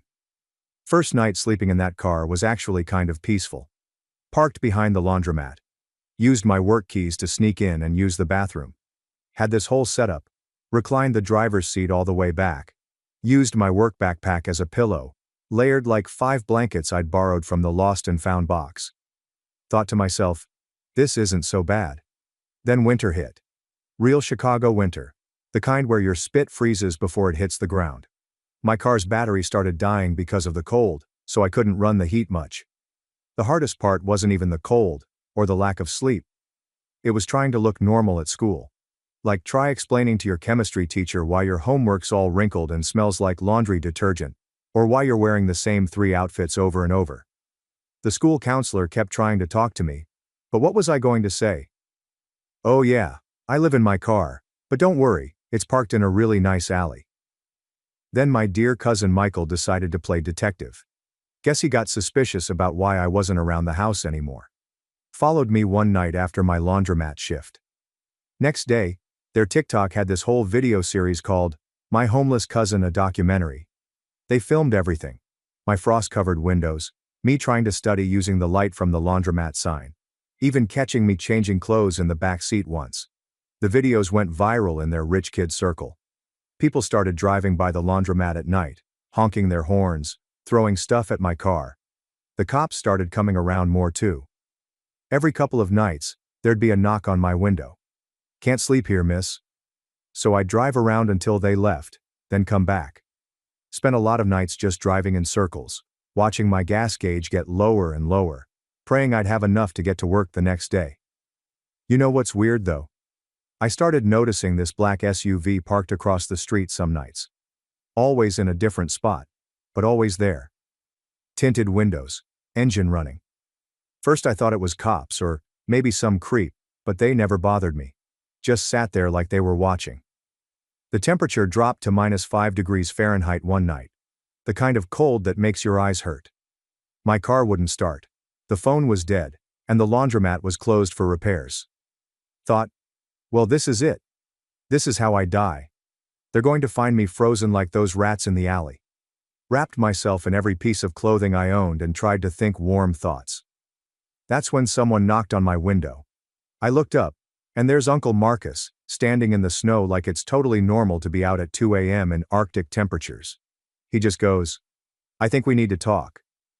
Turns out the black SUV, that was his. He'd been watching me through the laundromat security cameras for weeks, sending people to check on me. Said he wanted to see what I was made of. Who does that kind of messed up test? But honestly, at that point I was too cold to care about his weird teaching methods. So there I was, basically turning into a human popsicle in my car, and Uncle Marcus is just standing there in his expensive wool coat, looking at me through the window. I'm thinking he's going to lecture me or call the cops or something. Instead he says, "My office has better heating." Like this is some totally normal situation. His office was this small room above the laundromat I'd never been in before. Turns out he had this whole private space up there. Desk, mini fridge, coffee maker, even a little bathroom. While I'm defrosting my fingers around this cup of actually good coffee, he just sits there watching me like he's trying to solve a puzzle. Finally he goes, "You know, your dad and I used to sleep in a car too." Which, what? I almost dropped my coffee. See, I'd always known Uncle Marcus as this crazy rich real estate guy who wore suits that probably cost more than my car. But then he starts telling me this story I never knew. Apparently he and my dad grew up super poor. Like their mom worked 3 jobs, and they still couldn't afford rent most months, kinda poor. Uncle Marcus pulls out his phone and shows me this ancient photo of 2 skinny teenagers sitting in a van, eating beans straight from the can. "That's your dad on the left," he says. And yeah, same goofy smile I remembered, just on a much younger face. The whole time he's telling me this story, I'm sitting there trying to process it. Like, how did they go from homeless teenagers to, well, this? That's when he tells me about the laundromat. The original owner used to let them hang out inside during really cold nights. They'd help him fix machines, clean up, whatever needed doing. When the owner got sick, he offered to sell them the place. Dad had just started college on a scholarship, but Uncle Marcus had been working construction and saving every penny. So the owner sold it to him for basically nothing. That was his first property. Then he starts pulling out all these old documents from his desk. Property deeds, contracts, business plans, all with my dad's notes in the margins. When your dad got sick, Uncle Marcus continues, he made me promise 2 things. First, to look out for you. Second, to make sure you learn how to look out for yourself. Then he gives me this look and goes, "Gotta say, you're doing better at the second part than I expected." I'm sitting there trying not to cry. Failing pretty badly at it, to be honest, when he drops the real surprise. Turns out he owns like half the block around the laundromat now. Apartment buildings, stores, even that sketchy phone repair place. And he's been watching me through the security cameras this whole time, sending his guys in the SUV to keep an eye on me. You worked 2 jobs without complaining, kept your grades up, found ways to survive that most people wouldn't think of. Even kept that laundromat running better than the manager I hired. He actually smiled when he said that last part. "Jerry told me you fixed the quarter machine. Took my maintenance guy 3 tries to figure that out." That's when he pulls out this key. Says it's for the apartment above his office, a whole studio apartment I didn't even know existed. He told me it's mine.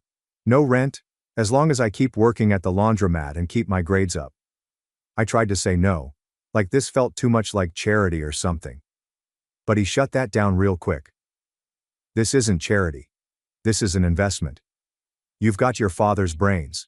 And your own kind of determination. I'm investing in that." Then he shows me this whole file he's kept. Copies of my school records. Work reports from Jerry. Even screenshots of those awful TikToks Michael and Rebecca made. "They thought they were shaming you," he says. "All I saw was someone who refused to break." It's weird, you know? All this time I thought he was this cold rich guy who didn't care. Who let his wife treat me like garbage. Turns out he was testing me. Messed up way to do it, yeah. but I kind of get it now. He wanted to see if I had what my dad had. That thing that makes you keep going when everything's against you. Before I left his office that night, he said something else about Dad. Told me about their last conversation when Dad was in the hospital. Dad made him swear not to just hand me everything, said I needed to learn to be strong on my own first. But Uncle Marcus added, he also said to know when enough was enough. And kid, you've more than proved yourself. I spent that night in a real bed for the first time in months. The apartment wasn't fancy, just one room with a kitchenette and bathroom, but it was warm, clean, safe. But the morning after Uncle Marcus gave me the apartment, I woke up to my phone blowing up with texts from Aunt Astrid. Turns out Michael had driven by the laundromat on his way to school and saw me walking down from the upstairs apartment. He took pictures, because of course he did. Aunt Astrid shows up at the laundromat during my shift, wearing her designer workout clothes and looking like she's about to explode. Starts screaming about how I'm trying to steal her husband, how I've been seducing him or whatever.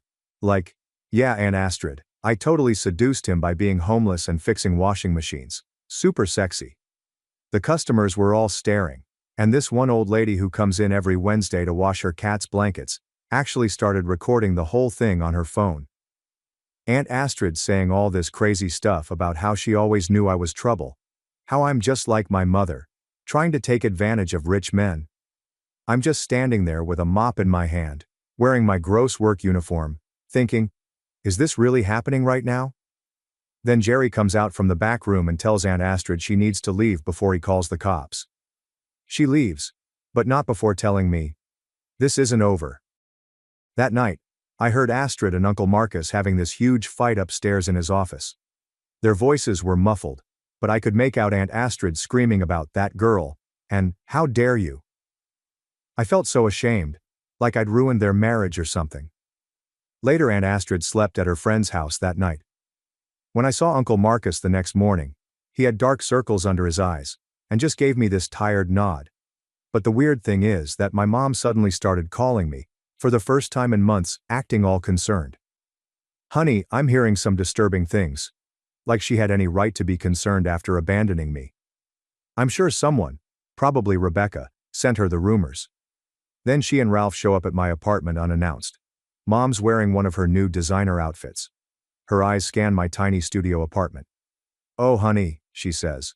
But it sounds more calculating than concerned. This is quaint.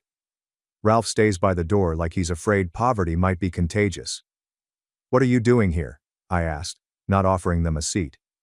There's nowhere to sit anyway, unless they want to join me on my unmade bed. Mom starts pacing my tiny space. We've been hearing things about you and your Uncle Marcus. The way she says it makes something twist in my stomach. What about Uncle Marcus? Come on, sweetie. She tries for a conspiratorial smile. I know what you're doing.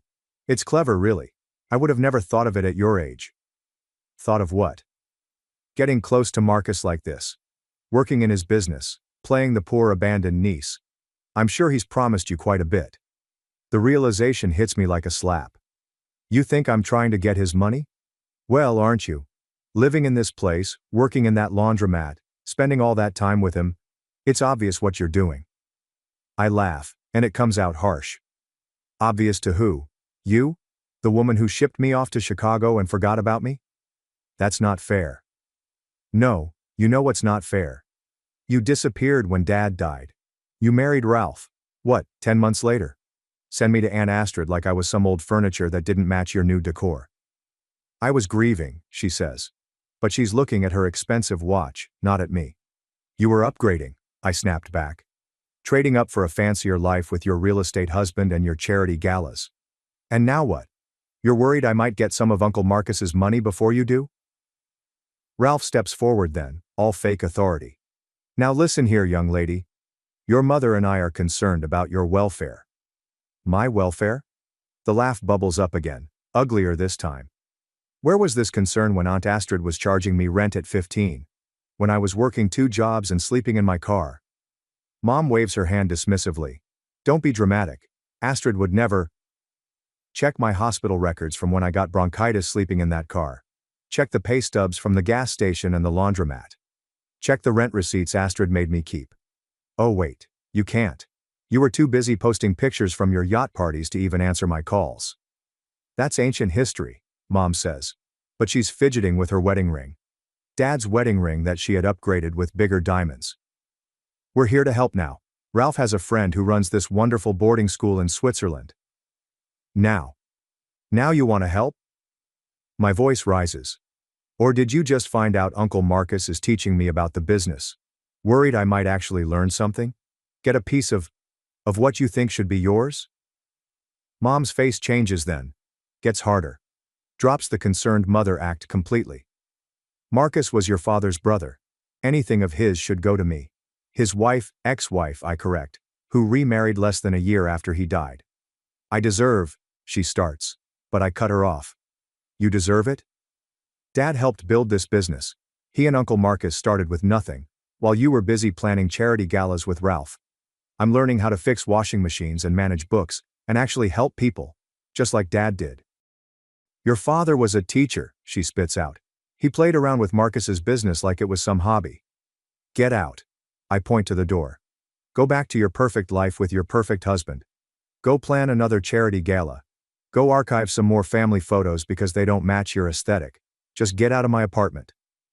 Ralph tries one more time. Now see here. No, you see here. I'm surprised by how steady my voice is now. I know exactly why you're both here. You heard I was working with Uncle Marcus and got scared. Scared I might actually earn something you think should be yours. But here's the thing. I'm not you. I'm not here for anyone's money. I'm here because Uncle Marcus gave me a chance when you threw me away. Mom's face goes red. How dare you? How dare I? How dare you come here pretending to care about my welfare, when all you care about is your bank account? I walk to the door and open it. By the way, Mom, that pantsuit makes you look desperate. They leave. Mom muttered something about ingratitude, and Ralph was already on his phone. I close the door and slide down against it, shaking. Through the thin walls I hear Mom's voice. I told you this would happen. That little gold digger is going to try to take everything. So after the whole drama with Mom and Ralph showing up, things got weirdly quiet for like a week. I was at work one night when Michael came running into the laundromat. He looked scared. Turns out he was using Aunt Astrid's iPad. A message popped up from someone saved as D that just said, "Everything's ready for next week. Astrid baby, we're finally going to be free." Michael, being the nosy kid he is, opened the messages. Guess Aunt Astrid never logged out of her accounts on that iPad. Y'all. The D was Ralph. As in my Dad Ralph. As in my mom's husband Ralph. They'd been texting for months. Michael found all these emails too. Plans for them to take a bunch of money from Uncle Marcus's business and run away together. They'd been planning it for almost a year. Every time Aunt Astrid raised my rent, that money went straight into some secret account. Michael showed up because he didn't know what to do. For the first time in his life, this kid who'd made fun of me for being poor, was realizing his mom was about to steal everything, and leave him behind. I called Uncle Marcus. Not going to lie. Part of me wanted to just let everything blow up after how they treated me. Would have been some nice karma. Uncle Marcus came down to the laundromat right away. Michael was still shaking when he showed Uncle Marcus all the messages. I've never seen Uncle Marcus look so blank. Like his face just shut down. He made some calls. Turns out his lawyer had been suspicious about some business accounts for a while. The numbers weren't adding up. But Aunt Astrid handled all the paperwork. Uncle Marcus trusted her with everything, so nobody looked too close. The lawyer looked through every account, every transaction. Know how much they were planning to steal? $4.3 million. They'd already moved almost $1 million to offshore accounts. All those times Aunt Astrid complained about property taxes and utility bills? She was stealing that money too. But the real blow. Some of that money came from Michael and Rebecca's college funds. Their own mom was stealing their future to run away with my stepdad. Uncle Marcus had this whole team of lawyers and accountants come in. They found all these fake companies Aunt Astrid had set up. She'd write checks to these companies for maintenance or supplies, but the money just went to more secret accounts. While all this was happening, Aunt Astrid was acting totally normal. Still posting her workout selfies on Instagram, still running her PTA meetings, still pretending to be this perfect mom. Ralph was the same, taking my mom to charity events, buying her expensive stuff, playing the devoted husband. The lawyers said we needed to wait, get more evidence before confronting them. But Rebecca found everything on the iPad too. She came to my apartment one night, mascara all over her face from crying, asking if she could stay with me. First time in her life she didn't have a perfect place to sleep. It was weird having her there. This girl who'd made fun of me for being homeless was now basically homeless herself. She couldn't stand being in the same house as Aunt Astrid after learning everything. She slept on my tiny futon, used my cheap shampoo, wore my Target clothes, kept saying sorry for how she treated me. But honestly, watching her realize money doesn't make you a good person was enough. Uncle Marcus had his IT guys tracking all the accounts, watching every transaction. The plan was to catch them right before they tried to run, but Aunt Astrid must have figured out something was up because she started moving money faster. The next morning was Michael's 18th birthday party. Aunt Astrid had planned this huge thing at their house, hired a DJ, catering, even got some mini golf set up in the backyard. She was acting extra nice to everyone, probably because she thought it was her last weekend there. Uncle Marcus decided that was when we'd confront them. Have all the evidence ready, get everybody in one place. I remember Rebecca asking if we should warn my mom first, but Uncle Marcus said no. We needed to see her genuine reaction to know if she was involved. The morning of Michael's birthday party was weird. Like super weird. Aunt Astrid's running around arranging centerpieces and checking the catering while literally planning to disappear with my stepdad the next day. Rebecca and I were helping set up, both knowing everything was about to explode, trying to act normal. Michael looked like he was going to throw up every time his mom hugged him. Uncle Marcus had this whole plan. His lawyer would show up unexpectedly with some urgent paperwork during the party. They'd gather everyone in the living room and then drop all the evidence. The FBI was actually waiting nearby. Yeah, actual FBI agents. Because apparently stealing millions from legitimate businesses while planning to flee the country is kind of their thing. My mom showed up early, all excited about the party. She hadn't talked to me since the whole Switzerland boarding school thing, but she was acting like everything was fine. Ralph came in behind her carrying this huge wrapped present. Found out later it was some fancy gaming system. Guess he was trying to buy Michael's silence or something. The party started at 2 p.m. All these rich kids from Michael's school showing up in BMWs and Mercedes their parents bought them. The DJ's playing music, people are swimming in the pool. Everything looks completely normal, except Rebecca, Michael and I are just watching Aunt Astrid and Ralph, who keep checking their phones and whispering to each other. Around 4 p.m. the lawyer showed up. He's carrying this thick folder and looking super serious. Aunt Astrid's face when she saw him. I wish I had a picture. She knew. They gathered everyone in the living room. Some of Michael's friends tried to stay, but Uncle Marcus was like, family only, in this voice that made them leave real quick. My mom was complaining about interrupting the party. But then the lawyer started laying out documents on the coffee table. Bank statements, emails, transfer records, pictures of Aunt Astrid and Ralph together from some private investigator. With each paper he put down, the room got quieter. Then he played a recording. Aunt Astrid and Ralph talking about their plans, laughing about how stupid everyone was for not noticing. My mom stopped breathing when she heard Ralph's voice. Just straight up froze. Aunt Astrid tried to say the recording was fake, but then Uncle Marcus pulled out her iPad, the one Michael found the messages on, and started reading their texts out loud. Y'all, the screaming that happened next. Mom launched herself at Ralph, started hitting him with her purse, which had like a million metal things in it, BTW. Aunt Astrid tried to run for the door, but the FBI guys were already there. Some agent lady just goes, Astrid Anderson, you're under arrest for wire fraud and embezzlement. They took them both away in handcuffs. Ralph kept yelling about how he had a good explanation. Aunt Astrid was crying about how weed ruined her life. But you know what the worst part was? Neither of them even looked at their kids. Like your son's 18th birthday party just got turned into a crime scene, and you can't even say sorry? Mom had a complete breakdown, like full-on hysterics. Turns out Ralph had been using her money too. She'd signed a bunch of papers without reading them, because she trusted him, she said, and he'd basically stolen everything she had left from Dad's life insurance. The next few weeks were crazy. The FBI investigation found even more stuff. Aunt Astrid and Ralph had been planning this for over a year. They had fake passports, offshore accounts, this whole secret life ready to go.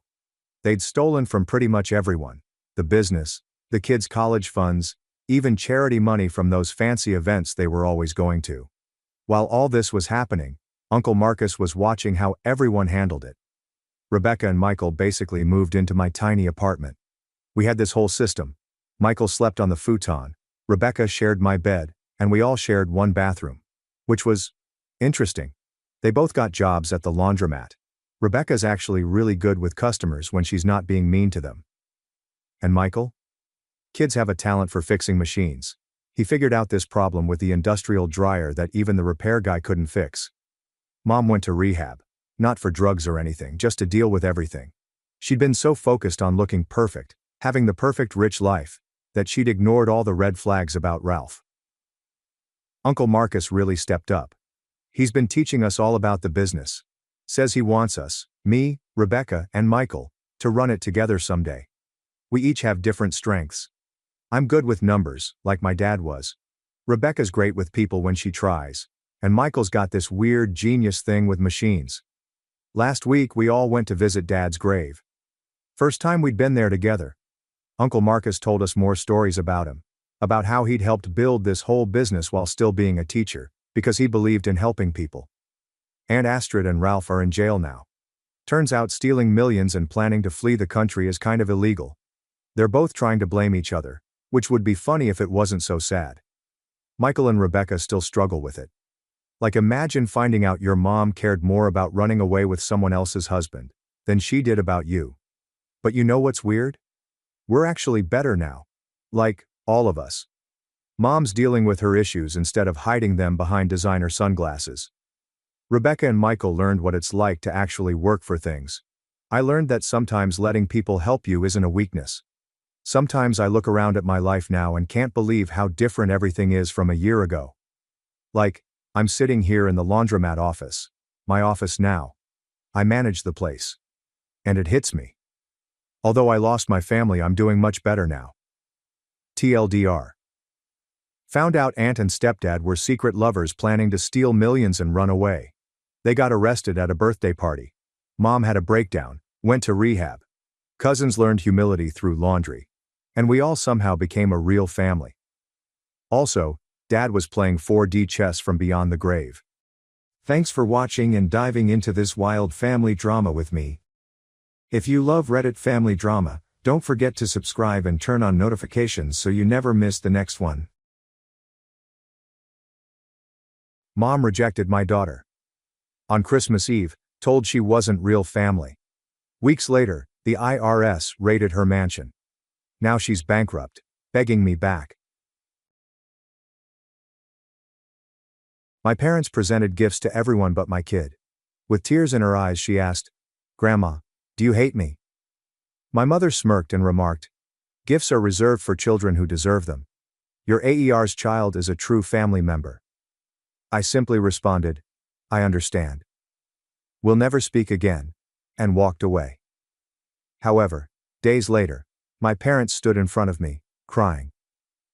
In a calm residential neighborhood of Greenwich, Connecticut, the Bradley Mansion stood out amid the white colonial-style residences.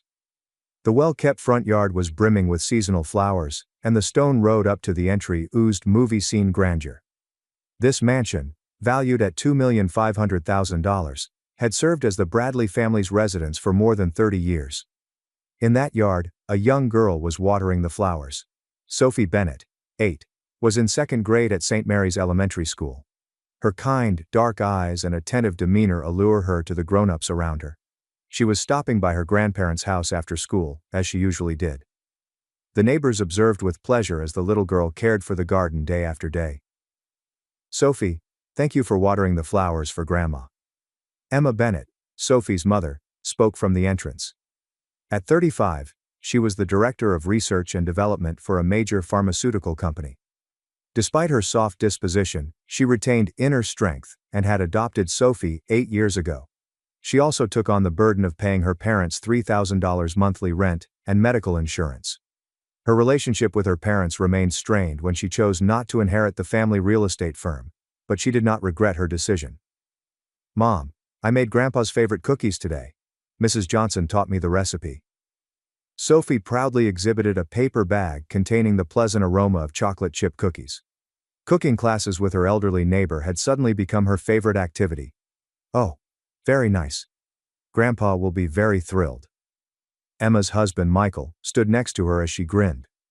At the age of 37, he owned an IT company that provided a steady income of more than $300,000 per year for his family. He had always backed his wife's decisions, remembering their commitment to walk together through life at their wedding at St. Mary's Church. Inside the house, Robert and Diana were reading documents in the sitting room. Bradley Real Estate's proprietors were continually concerned about the company's future. Passing on their $5 million annual revenue business to the next generation was their greatest life problem. The succession dilemma kept these two, who prized tradition and appearances, awake at night. Their youngest daughter, Caitlin, bore the brunt of these expectations. Despite her showy and arrogant demeanor, she had earned her parents' trust after switching from law to accounting for the family firm. Even after her divorce, she poured herself into work, determined to match her parents' expectations. Caitlin's 7-year-old son Jacob attended Greenwich Academy, the most prestigious private school in Greenwich. Though he was sheltered from having to live up to his grandparents' expectations, this could have been due to undue pressure from others. "Mother, please check the new contracts." The business meeting at Lacale went well. Diana began examining the documents Caitlin had handed her. Even in the digital age, both parents preferred physical documents. Caitlin smiled, accepting her parents' traditional ways. Nobody recognized the underlying reasons behind that smile. As nightfall approached, the light through the windows became softer. Sophie had finished watering the last of the garden flowers with a contented look. Neighborhood housewives returning from Whole Foods Market greeted her warmly. Emma felt a peaceful contentment as she observed her daughter. In December, Ganache was decorated with Christmas lights. At the Bradley mansion, preparations for a big party were underway. Antique decorations tastefully covered the Christmas tree that reached the living room ceiling, while hereditary stockings hung above the fireplace. "Grandma, can I also hang this wreath?" Sophie gently handled her homemade wreath from St. Mary's Church's Christmas workshop. It had a modest elegance, accented with ribbons and pine cones. "Yes, let's hang it at the entrance," Diana said dismissively as she examined the arrangement of pricey decorations acquired from luxury department stores. She felt a twinge of remorse at Sophie's innocent grin, but immediately brushed it aside. As darkness fell, family members began to arrive. Emma and Michael arrived carrying expensive wine from Whole Foods. Caitlin appeared with Jacob in tow, bearing armfuls of brightly wrapped gifts. "Merry Christmas." Sophie greeted everyone at the door and distributed handcrafted Christmas cards. The cards conveyed gratitude for the last year and childish penmanship. Those remarks encompassed 365 days of a little girl's affection, including daily visits, flower care, and cookie baking. Robert sat in the sitting room, staring at the fireplace and examining the company's financial records. He occasionally displayed anxious expressions, but tonight was a family dinner celebration. He decided to postpone business issues until tomorrow. "Should we have dinner?" Diana's speech drew the family together around the beautiful dinner table. Under the crystal chandelier, colorful dishes were displayed: roast turkey, handmade gratin, and seafood salad. Desserts ordered at the premium eatery, Lascaux, also drew attention to the table. "What a wonderful dinner again this year, Mother." Diana nodded with satisfaction as Caitlin spoke. Jacob was chatting eagerly with her about his latest gaming console. Beside them, Sophie ate her supper quietly, expecting the gift exchange. After supper, it was time to exchange presents. The entire family gathered around the fireplace. Under the tree, a mound of colorfully wrapped presents had accumulated. "Let's start with Jacob." At Robert's signal, the present exchange began. Jacob's presents were revealed one by one: the latest gaming system, luxury brand children's clothing, and an educational tablet. Cheers erupted with each opening. Sophie waited her turn, her heart filled with anticipation for her grandparents' gifts. Daily visits, time spent together, shared smiles. Grandpa and Grandma must. However, as gifts were handed one after another, Sophie's name was never mentioned.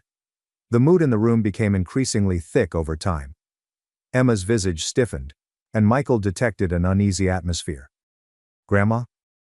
A little voice resonated through the still room. Sophie's eyes glistened with large tears. "Do you hate me?" The shaky voice froze the room's mood. Caitlin smiled meaningfully, while Jacob was engaged on his new game console, uninterested. Just as Emma moved to approach her kid, Diana's harsh voice rang out. "Presents are for deserving children."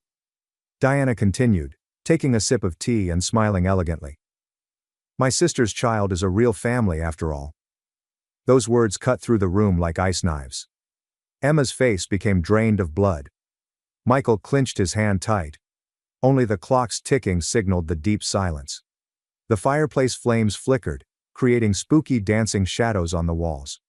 Outside the window, Christmas snow had started to fall silently. "I understand," Emma said in a strangely calm voice. "We'll never be involved again." Emma got up and carefully lifted the sobbing Sophie.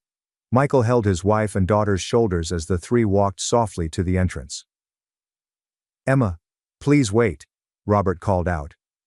Unfortunately, it was too late. The hefty closing of the door marked the end of the night. Outside, the snow was becoming heavier. Car headlights lit the white snow. In the back seat, Sophie clutched her homemade card with shaky hands. The words, "To my beloved grandma," remained tenderly written there. Greenwich was still buzzing with Christmas festivities. Hymns streamed from St. Mary's Church, and warm light filtered through the windows of residences. However, the Bennett family's automobile was completely silent. Michael used the rear-view mirror to sometimes check at his daughter in the back seat. Emma gazed forward in quiet, fiercely grasping her husband's hand. The morning of December arrived with a gloomy atmosphere hovering over the Bennett family's dining table. Emma and Michael had spent the entire night talking about how to move forward. Sophie was still sleeping upstairs. "I've decided," Emma said quietly but decisively. "I'm stopping all support to my parents." Michael softly grasped his wife's hand. They had been paying her parents $3,000 in monthly rent support and high medical insurance costs. The entire amount topped $50,000 per year. "I agree. Your parents took this support for granted." Grace Bennett, Michael's mother, called and urged him to make this decision. As president of the St. Mary's Church Women's Association, she learned of yesterday night's events from neighbors, and promptly contacted them. "There's no reason to stay in that house. Please use our vacation home." Grace's holiday home, located slightly distant from Greenwich's elite residential area, provided a quiet and peaceful environment. Emma's family benefited greatly from her offer. Emma visited with accountant Tom Watson that afternoon to discuss withdrawing support for her parents. Tom was a longtime buddy who recognized Bradley Real Estate's financial condition. Maintenance expenses have increased dramatically over the past 6 months, and the flow of some contract payments seems unnatural. Emma gazed at the documents with her father's signature.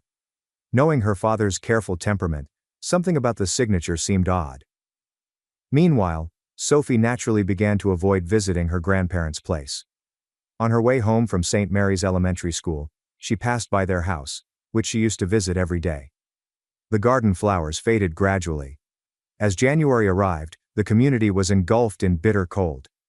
Emma's family had started their new life at Grace's holiday home. Sophie meticulously nurtured a new flower bed in the vast garden, and Grace would pay her a visit on weekends to enjoy gardening with her. "Grandma, do you think these rose seedlings will bloom in the spring?" Grace smiled kindly in response to Sophie's question. "They'll surely bloom beautifully just like you." Her wounded heart began to heal gradually. However, worrisome suspicions began to circulate among the Bradley family. Sarah Johnson, a nearby resident, considered Caitlin's recent conduct strange. "That girl went shopping in New York again last week. She purchased several new luxury brand bags." Many locals were drawn to her opulent lifestyle, despite the fact that she worked as the family's accountant. In February, Jim Clark, a Bradley real estate veteran, requested an early retirement. His abrupt decision, made after more than 30 years of service, caused chaos within the organization. "Something's wrong," Michael's legal advisor David Stern stated. "There are rumors in the real estate industry about unclear transactions at Bradley Real Estate." As March began, more worrying developments emerged. One day, Emma got a letter. The sender was Martha Collins, Bradley Real Estate's former accounting director. "Miss, I need to speak with your father." In the letter, Martha expressed major concerns about the company's accounting methods. Since Miss Caitlin took over accounting, there have been increasing transactions I cannot verify. Emma drove to her parents' house to check on her father the day after she read the letter. She saw unfamiliar individuals in suits visiting the company. Morning media announced that a tax inquiry on Bradley Real Estate had begun. Authorities initiated a large-scale inquiry in response to an internal whistleblower claim. Emma, something terrible has happened. Michael's contact at the tax office had called him first thing in the morning.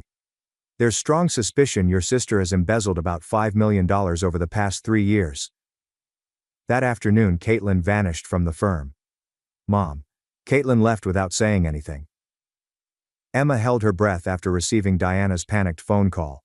Her sister had taken out a significant quantity of money and disappeared, leaving behind her 7-year-old kid, Jacob. As the investigation progressed, stunning revelations emerged one by one.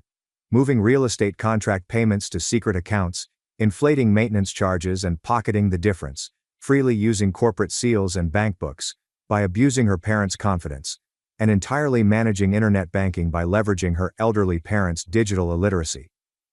Caitlin was stopped by police at JFK International Airport on Friday evening, as she attempted to exit the country. Why? Why would she do that? Robert held his head in his hands at the police station. The company's reputation was in ruins, and total liabilities could surpass $10 million. Diana broke down in tears at home. Outside the window, the flowers Sophie had once cared for swung sadly, untouched. Emma quietly watched the news in Grace's vacation home living room. Michael was helping police with their digital forensic investigation. That night, Sophie penned a little prayer in her diary. Please don't let Mom be sad, and please don't let Jacob be lonely. Caitlin Bradley quietly confesses to her misdeeds in the interview chamber at the Greenwich police station. Her voice lacked the bravado it formerly possessed. Her fancy brand suit had been replaced with police-issued work clothing, and her flawless makeup had faded. As the investigation progressed, more alarming truths emerged. The first fraud started 3 years ago. Caitlin began embezzling little amounts following her divorce, as she struggled to pay alimony. However, her subsequent addiction to a luxury lifestyle led to more serious crimes. Of the $3 million in contract payments from business partners, $500,000 was directed to private accounts. The investigators quietly took notes on her testimony. Meanwhile, in Bradley Real Estate's headquarters, the corporation faced its most serious problem since its inception.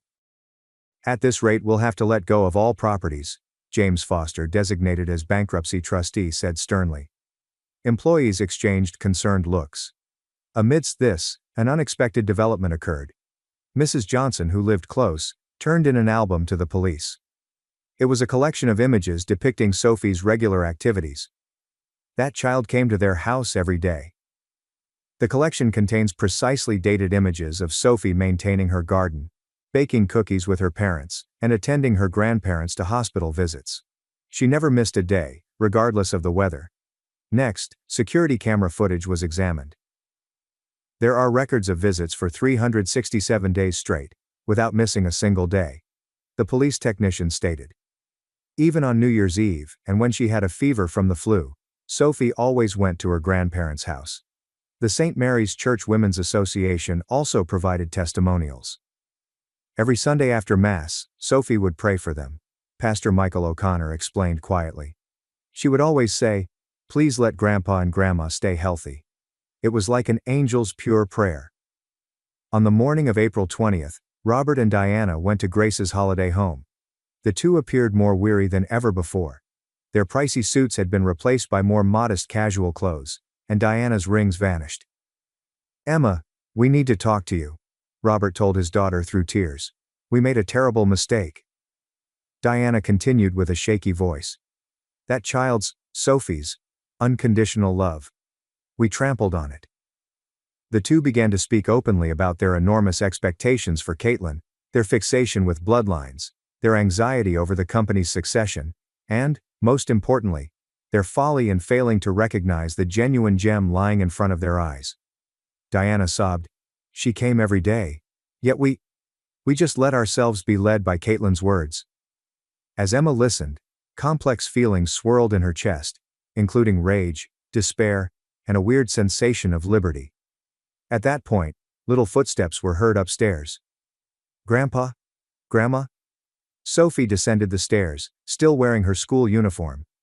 For a brief moment, the room's atmosphere became frozen. However, Sophie's next move surpassed everyone's expectations. She walked directly to her grandparents and tenderly embraced them with her small arms. "Do not cry. I'd like to forgive you." At that point, the room was completely silent. In the kitchen, Grace discreetly touched her fingertips to her eyes. Michael sighed deeply as he stared out the window. Emma calmly made her decision while resting her palm on her daughter's back. "Dad, Mom, let's talk about what happens from here on. All of us together." Soft spring sunlight shone into the room. Outside the window, the flowers Sophie had planted were gently starting to bloom, signaling the start of a new season. That evening, Emma spoke privately with her mother-in-law, Grace. "I support your decision," Grace, who had kept a close eye on the situation, said gently. "But from now on, let us help too." The conversation about creating a new type of family lasted until late into the night. Emma met with lawyer David Stern the following day to make clear arrangements for the future. "It will take a team of professionals to reconstruct the company. Rebuilding is achievable thanks to your experience and connections." Emma nodded gently as David spoke. Her work at the pharmaceutical company may help revive the family business in unforeseen ways. Then Caitlin faced her first trial. A gloomy aura pervaded the courtroom. "The defendant is hereby sentenced to 7 years in prison." As the judge's voice boomed out, Caitlin bowed deeply. Her son Jacob had already started a new life with his divorced father. Caitlin left Emma one message as she left the courtroom. "Sis, I'm truly sorry." For the first time, her comments had the ring of genuine regret. In the evening, Emma's family and parents gathered on the terrace of Grace's holiday house. "It's a new beginning," Grace explained as she served warm tea. Sophie was watering her newly planted flowers. Her figure resembled a symbol of hope. "We still have so much to make amends for," Robert added. Everyone nodded softly as he spoke. Greenwich was once again decorated with Christmas lights. Grace's holiday home had changed dramatically during the last year. The former reception area had been transformed into a family living space, and seasonal flowers flourished throughout the lawn. "Can I help decorate the tree, Mom?" Sophie gently held the new ornaments. The phrases "gratitude to family" were meticulously carved on these decorations created by St. Mary's Church workshops. "Of course.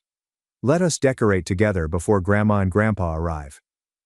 Emma lovingly touched her daughter's hair. Sophie had become even friendlier over the course of the past year.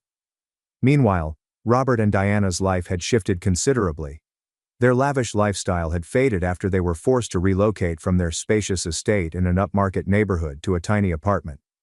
Repaying the debt was just partly complete. Diana had learned new ideas from their modest lifestyle. She began volunteering at St. Mary's Church every Wednesday, and these experiences progressively influenced her values. The value of things, and the value of the heart, are different. Her words conveyed profound reflection and new knowledge. Robert resumed his desperate efforts to revive the company. They were working with Emma to build a new management system. Though the total debt remained large, they were beginning to see a road to payback. "I'm truly grateful for your management skills," he informed her. He was finally recognizing the significance of his daughter's existence. Emma was using her pharmaceutical industry skills to help the company digitize and overhaul its management system. Michael also provided his IT company's experience in developing a new real estate administration system. Employees saw optimism in the couple's collaborative efforts to revive the family firm. Grace kept a close eye on this new family structure. "Forgiving those you love sometimes takes the greatest courage." Her remarks struck a profound chord with the entire household. The monthly family gathering on the first Sunday had also become a new custom. Though there were disagreements from time to time, they also served as chances to strengthen family bonds. "Next month, I'd like to start a new initiative," Robert suggested. He planned to contribute a portion of the company's income to an adoption support fund. "I want to give back to society what we learned from Sophie." Emma's eyes were hot at those remarks. Caitlin worked hard on her rehabilitation program while in prison. During her parents' visits, she made a real apology for the first time. My greed and jealousy destroyed our family. Through counseling, she had begun to confront the true nature of her behavior. Her son Jacob lived a steady life with his father. His previously privileged nature had vanished, and he was slowly opening his heart in the new atmosphere. Can I go see him occasionally? Sophie's casual words touched the entire household. A child's pure heart taught them the value of forgiving. Sophie had planned a unique gift for this occasion: a handmade photo album. It carefully documented recollections from the previous year, including images of moving day, church volunteer activities, family gatherings, and gardening. I want to make lots more memories. Everyone smiled softly at Sophie's comments. At dusk, the entire family started preparing Christmas supper. Though not as lavish as last year's feast, the table was decked with warm foods prepared with everyone's care. Let us pray, Grace requested. Everyone silently closed their eyes. Lord, thank you for giving us awareness and forgiving hearts. The sound of amen resonated silently around the room. Outside the window, light snow had started to fall. Look. Everyone turned to gaze out the window as Sophie spoke. Small lights lighted the garden's planted trees. Michael had planned a covert Christmas surprise. Diana said, "It's like a starry sky," as she looked at the sight. There was a heartwarming beauty there that could not be compared to the previous lavish displays. Let's create new family traditions together from now on, she remarked. Everyone nodded as she spoke. The perfume of Grace's cooked apple pie filled the air. The family's expressions around the table were tranquil and happy. Nobody could have predicted such a lovely scene a year ago. So this is what true happiness is, Robert said quietly, acknowledging Diana's whisper. Their expressions combined deep grief with the glimmer of new optimism. From this point forward, the Bradley and Bennett families were going to take a new step. It was the start of a lengthy road to mend broken hearts and rekindle genuine friendships. Sophie stood by the window, watching the snowfall. The light reflected in her little eyes shone softly and steadily, like hope for the future. My aunt tried selling my late mom's $430,000 house while I lived in it. So I made her regret it, by hiring a lawyer, and it to court. Original post. So this just happened a few weeks ago and I'm still kind of stunned. A little background before we get into the absolute insanity that was my aunt trying to steal my home out from under me. Yes, my literal home. Buckle up. I, 23F, grew up in a quiet town in Oregon in a cozy 2-story house that my mom bought when I was 5. It wasn't huge, but it had this crooked fence, a lemon tree that never grew lemons, and the best kitchen window view of the valley. My dad passed away when I was 6, car accident, and it was just me and my mom after that. She was my best friend, my entire emotional support system, and honestly the reason I'm as stable as I am today.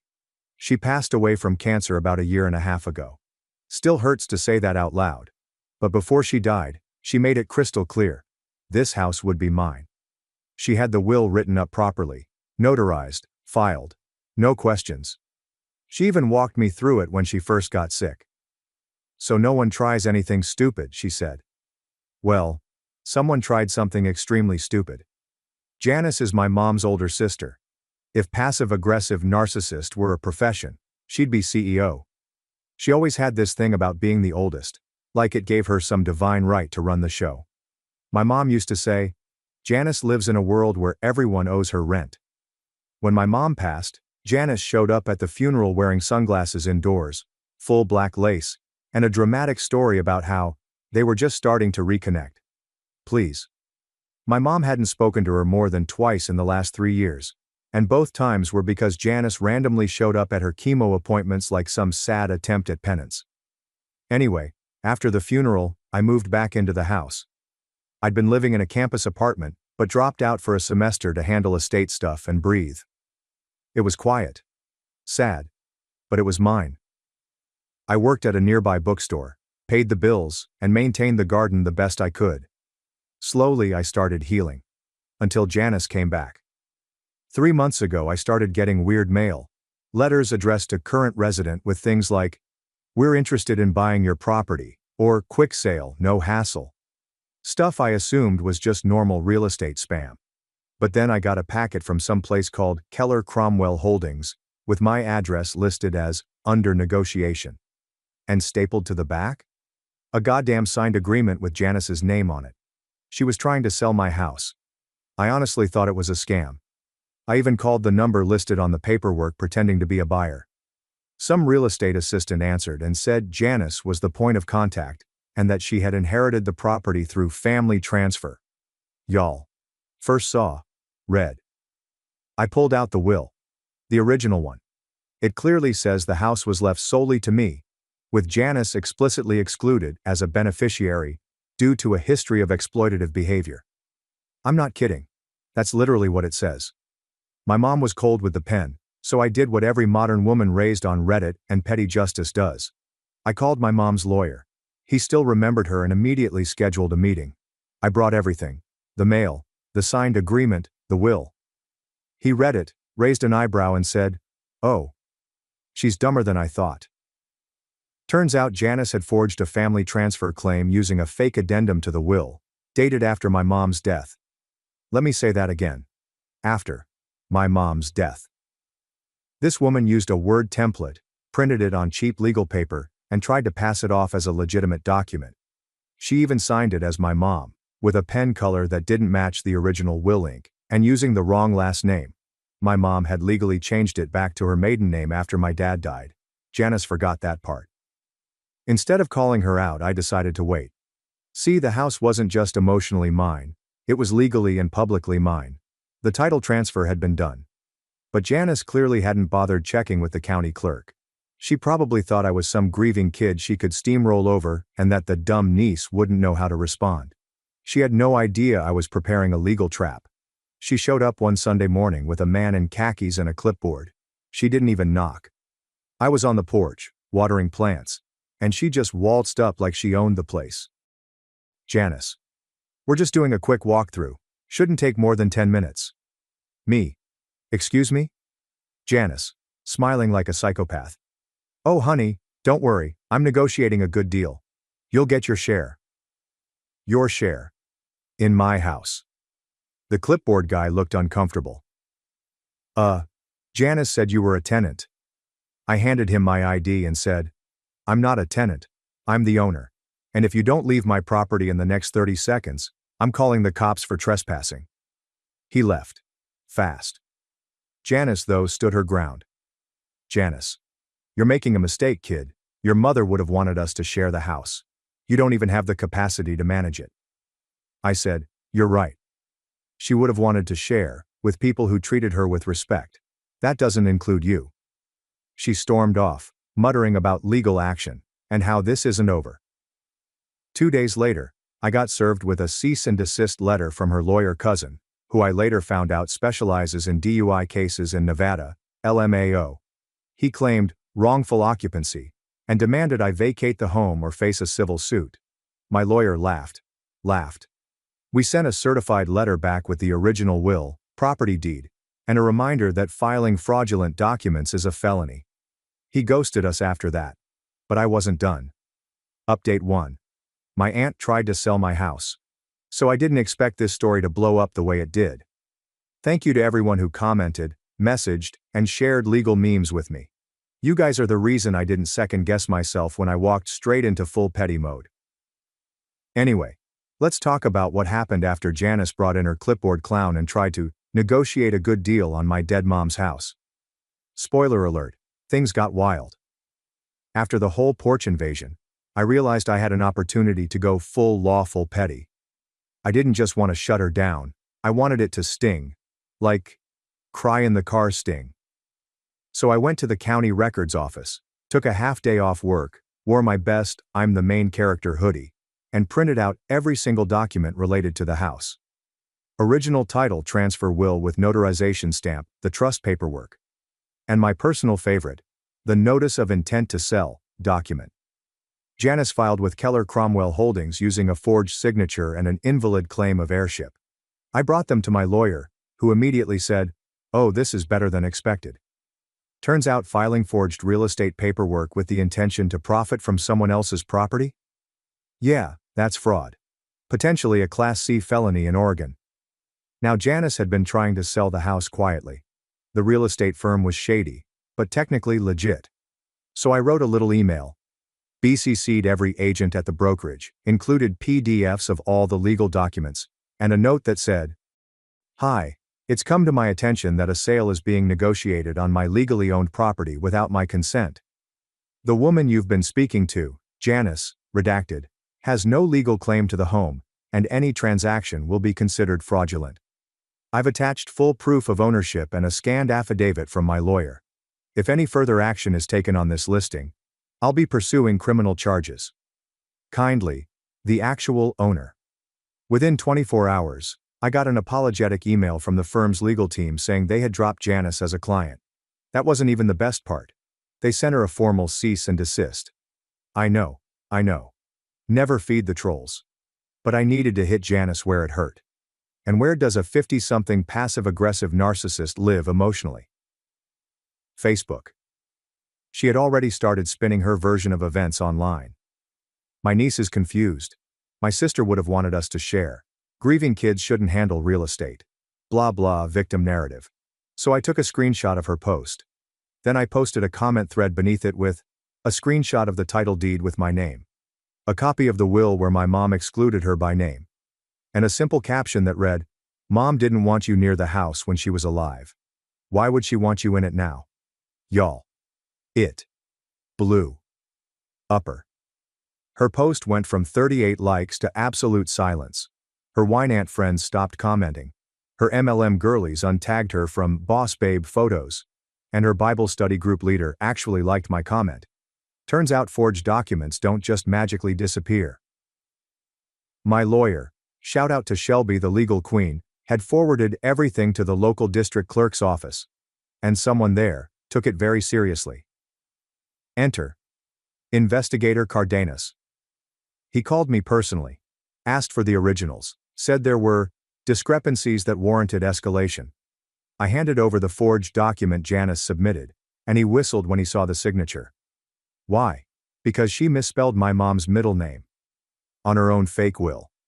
Imagine being that lazy and that bold. Okay, so this part wasn't planned. My friend Jen works for a local news station, small-time segment, mostly feel-good stuff. She saw my Facebook post and messaged me. "Want to tell your story? This stuff happens more than people think." I said yes. We filmed a short piece. Local woman fights back against family fraud after mother's death. I wore the same hoodie I confronted Janice in. Jen blurred the addresses and names, but the story was unmistakably ours. The best part? The segment aired on the same night Janice was hosting a virtual grief healing circle on Zoom. Multiple people messaged her about the story in real time. She rage quit the call. After the news story aired, Janice tried one last move. She emailed me personally. It started with, "You didn't have to humiliate me like that." Oh yes I did. Then she begged me not to press charges, said she was confused and acting out of grief, and wanted to keep the house in the family. I forwarded the email to Investigator Cardenas. He thanked me and said it would be very helpful. Haven't heard from Janice since. But according to my cousin, her son, she's planning to move somewhere with better energy. Which I assume means a 2-bedroom apartment with no porch and no lemon tree. Final update. My aunt tried to sell my house. Now she can't even rent one. Hey Reddit. I didn't think this story would stretch into a trilogy, but apparently karma moves in chapters. Since so many of you asked for closure, and because the final domino just fell, here's the conclusion to the story of how my aunt tried to steal the home my mom left me, and how I made sure she lost everything but her fake designer bags. Spoiler alert. I'm writing this from the porch. The lemon tree is finally blooming. And yes, Janice is gone.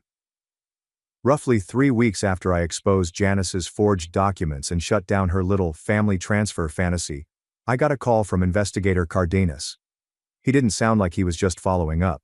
He sounded pleased. The district attorney had reviewed everything. The will, the house deed, the forged documents, the messages, even the real estate listing paperwork she filed using my dead mother's name, incorrectly, I might add. She used mom's married name, even though she legally changed it back to her maiden name 10 years ago. Amateur hour. And with that, they officially filed charges. Forgery of legal documents. Filing false real estate claims, attempted property fraud. Each one carries its own weight, but together, The DA's office saw a pattern of malicious and deceptive intent. Janice was given a court date. Her name was posted on the public docket. I didn't have to lift a finger after that. The law was doing its thing. All I did was watch it unfold, like front row seats to the downfall of a woman who thought she could outsmart both blood and paper. About a week before her court date, Janice sent me an email. The subject line was, "We need to talk, please." I shouldn't have opened it, but curiosity always gets the best of me. Inside, she rambled for 5 paragraphs.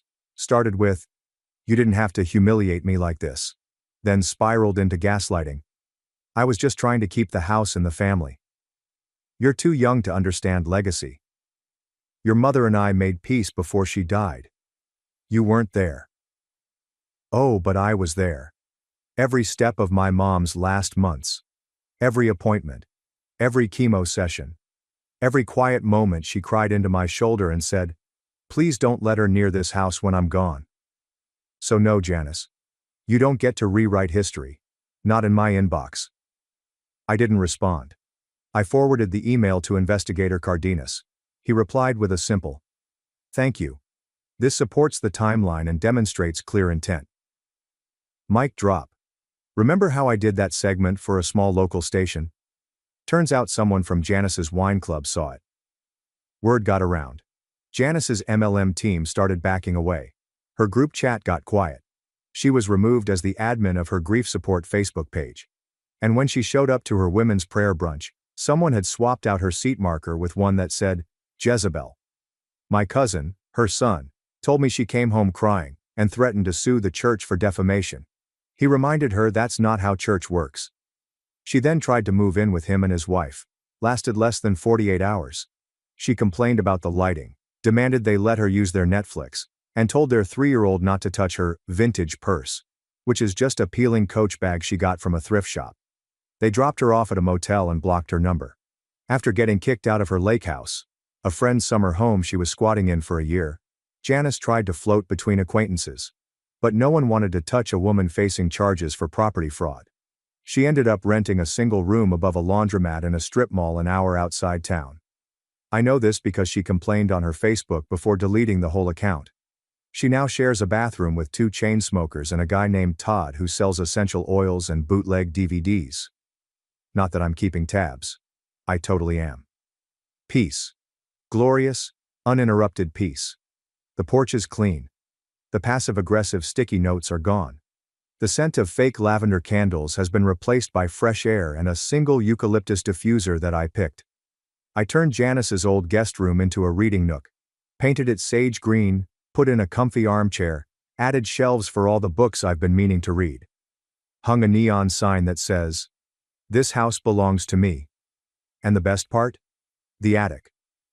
While organizing boxes, I found an old shoebox tucked behind a beam. Inside, a stack of photos, a tiny ceramic owl I made in 3rd grade, and a letter. For Ruby, when you're ready. It was my mom's handwriting, faded but clear. She talked about how proud she was of me, how she knew Janice might come circling like a vulture, how she put everything in my name so I'd never have to fight to keep what was already mine. She wrote about the garden, the lemon tree, and how, even if I ever felt alone, the house would always be a piece of her, rooted, standing, and watching over me. The last line. "Don't let anyone make you small in the place you were born to grow," I cried. The ugly kind of cry. The healing kind. And then I folded the letter, framed it, and put it right above the reading chair. So I see it every day. We're not close. He and my mom split when I was 10, and he moved to Arizona with his new wife. But he saw the news segment. Called me out of the blue. Said, "Your mom would be proud. I am too. Sorry I wasn't around more." Then he Venmo'd me $500 with a note, for porch lights or revenge snacks. I used it to buy a standing lamp for the reading room, and an espresso machine. Felt like a good combo. Janice took a plea deal. 2 years probation, $7,500 fine, mandatory counseling for impulse control and deceitful behavior. Public apology to me, which I didn't require, but it was the judge's condition. She didn't look at me in court. But I looked right at her. And I smiled.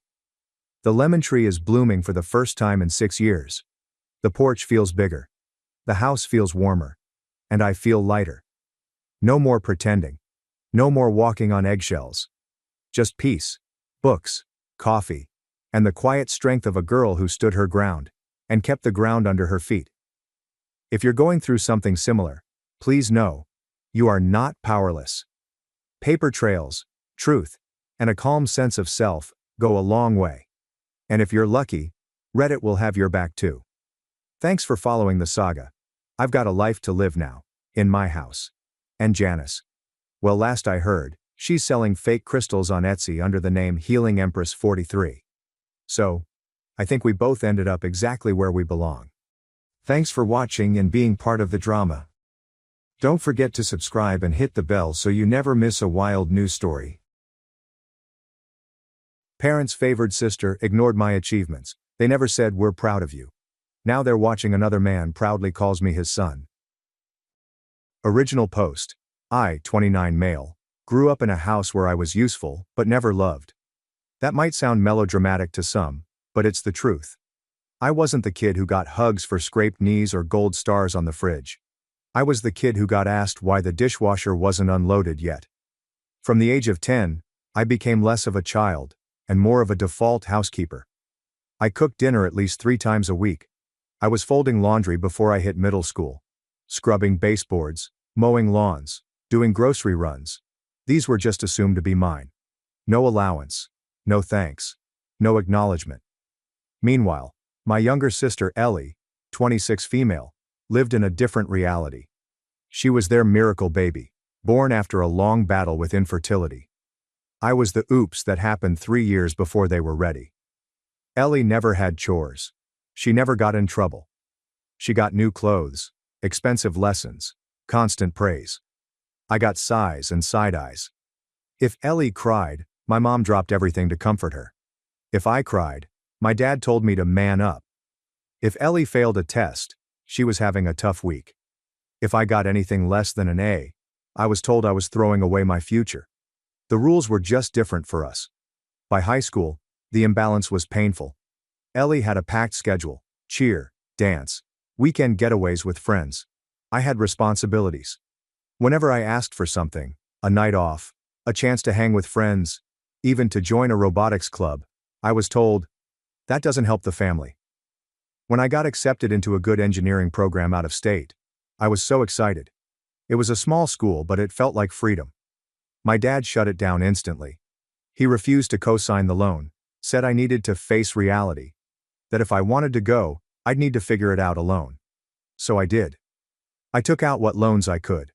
I worked 2 jobs, dishwashing at night and warehouse shifts on weekends. I survived on ramen, slept 4 hours a night, and still made the dean's list. They didn't come to my graduation. Didn't even send a card. I kept minimal contact for years. A birthday call here, a polite message there. But every time it circled back to Ellie. How proud they were of her. How she was really doing something with her life. How she needed help with her car payments, or was looking for a new apartment. Meanwhile, I was already working in tech. Already self-sufficient. Already done chasing their validation. Then, 5 years ago, everything changed. I met Greg. He was my boss's dad. We met at a company barbecue. I helped him set up chairs, and he struck up a conversation. He asked about my life, my family. I gave him short, guarded answers. But he listened. Over the next year, we became close. I'd help him fix things around his house. We played chess on Sundays. I started coming over for dinner. It was the first time in my life someone treated me like I wasn't a burden. Greg didn't try to replace anyone. He just showed up. Over and over, he was present, steady, encouraging. And slowly, he started calling me his son. It wasn't formal, it just evolved. First it was, that's my boy, fixing things again. Then, my son's coming over this weekend. Eventually it just became natural. He treated me like family without the guilt trips, the conditions, the weight. Last year at Thanksgiving, he raised his glass and said, to family, blood or not. I didn't cry then. But I did later, in my car, sitting in the driveway. 2 months ago, I posted a photo of me and Greg at the garage. Captioned it, grateful for the man who taught me what being a father really means. That's when all hell broke loose. Missed calls. Angry texts. Accusations from people who hadn't spoken to me in over a year. I had finally found peace. And they couldn't stand it. Update 1. 1 week later. I didn't expect this post to blow up, but thank you. Truly. I spent the better part of 2 days reading every comment, every message.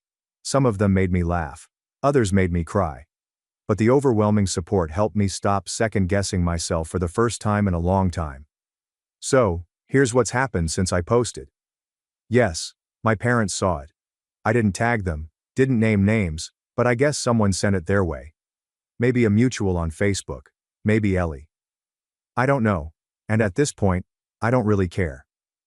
My mom posted a status on Facebook the next day. It was vague, but not vague enough. Something like, some people turn their backs on the ones who raised them, but God sees it all. Kids these days forget who fed them, clothed them, sacrificed everything for them. It ended with a crying emoji and a Bible verse about honoring your parents. Then came the texts. First from Mom. You should be ashamed. Then from Dad. You've lost your way. That man isn't your family. Ellie went full social media. She posted a TikTok where she basically called me jealous and dramatic. Said I was trying to punish good parents just because they loved her too. She even used old pictures of us as kids, overlaid with sad music. Comments turned off, of course. She always did like controlling the narrative. I didn't respond. But it still got to me. What hurt wasn't the smear campaign. I expected that. What hurt was realizing how little they had to say that actually contradicted anything I wrote. They couldn't point to moments of love or support. They couldn't refute the facts. All they had was vague guilt and performative outrage. And then Greg found out. He saw the post. I didn't send it to him. He follows me online, so he saw it on his own. I was nervous. I thought maybe it was too much, that I dragged him into something he didn't sign up for. But when I came over that Sunday, he just gave me a long, firm hug. I wish you had told me sooner, he said. But I understand why you didn't. He told me I didn't have to protect him. That he was proud of me for speaking my truth. And then he said something I'll never forget. I always wanted a son who chose me. Not one who had to love me. You chose me. And that means the world. I barely held it together. I went to the bathroom, stared at myself in the mirror, and just let it out. Years of holding things in, all breaking loose in a 5-minute cry I didn't know I needed. Later that evening over dinner, Greg and Sarah told me they were revising their will. I didn't know how to respond. I didn't want anything from them, not money, not property, not responsibility. But they weren't offering it as an obligation. Sarah said, "You're not a guest in this family. You never were. We want to make sure you know that in every way that matters." Greg added, "You're our son. Period." I didn't argue. I didn't deflect. I just said thank you.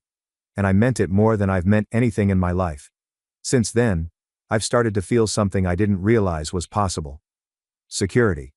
Not just financial or physical, but emotional.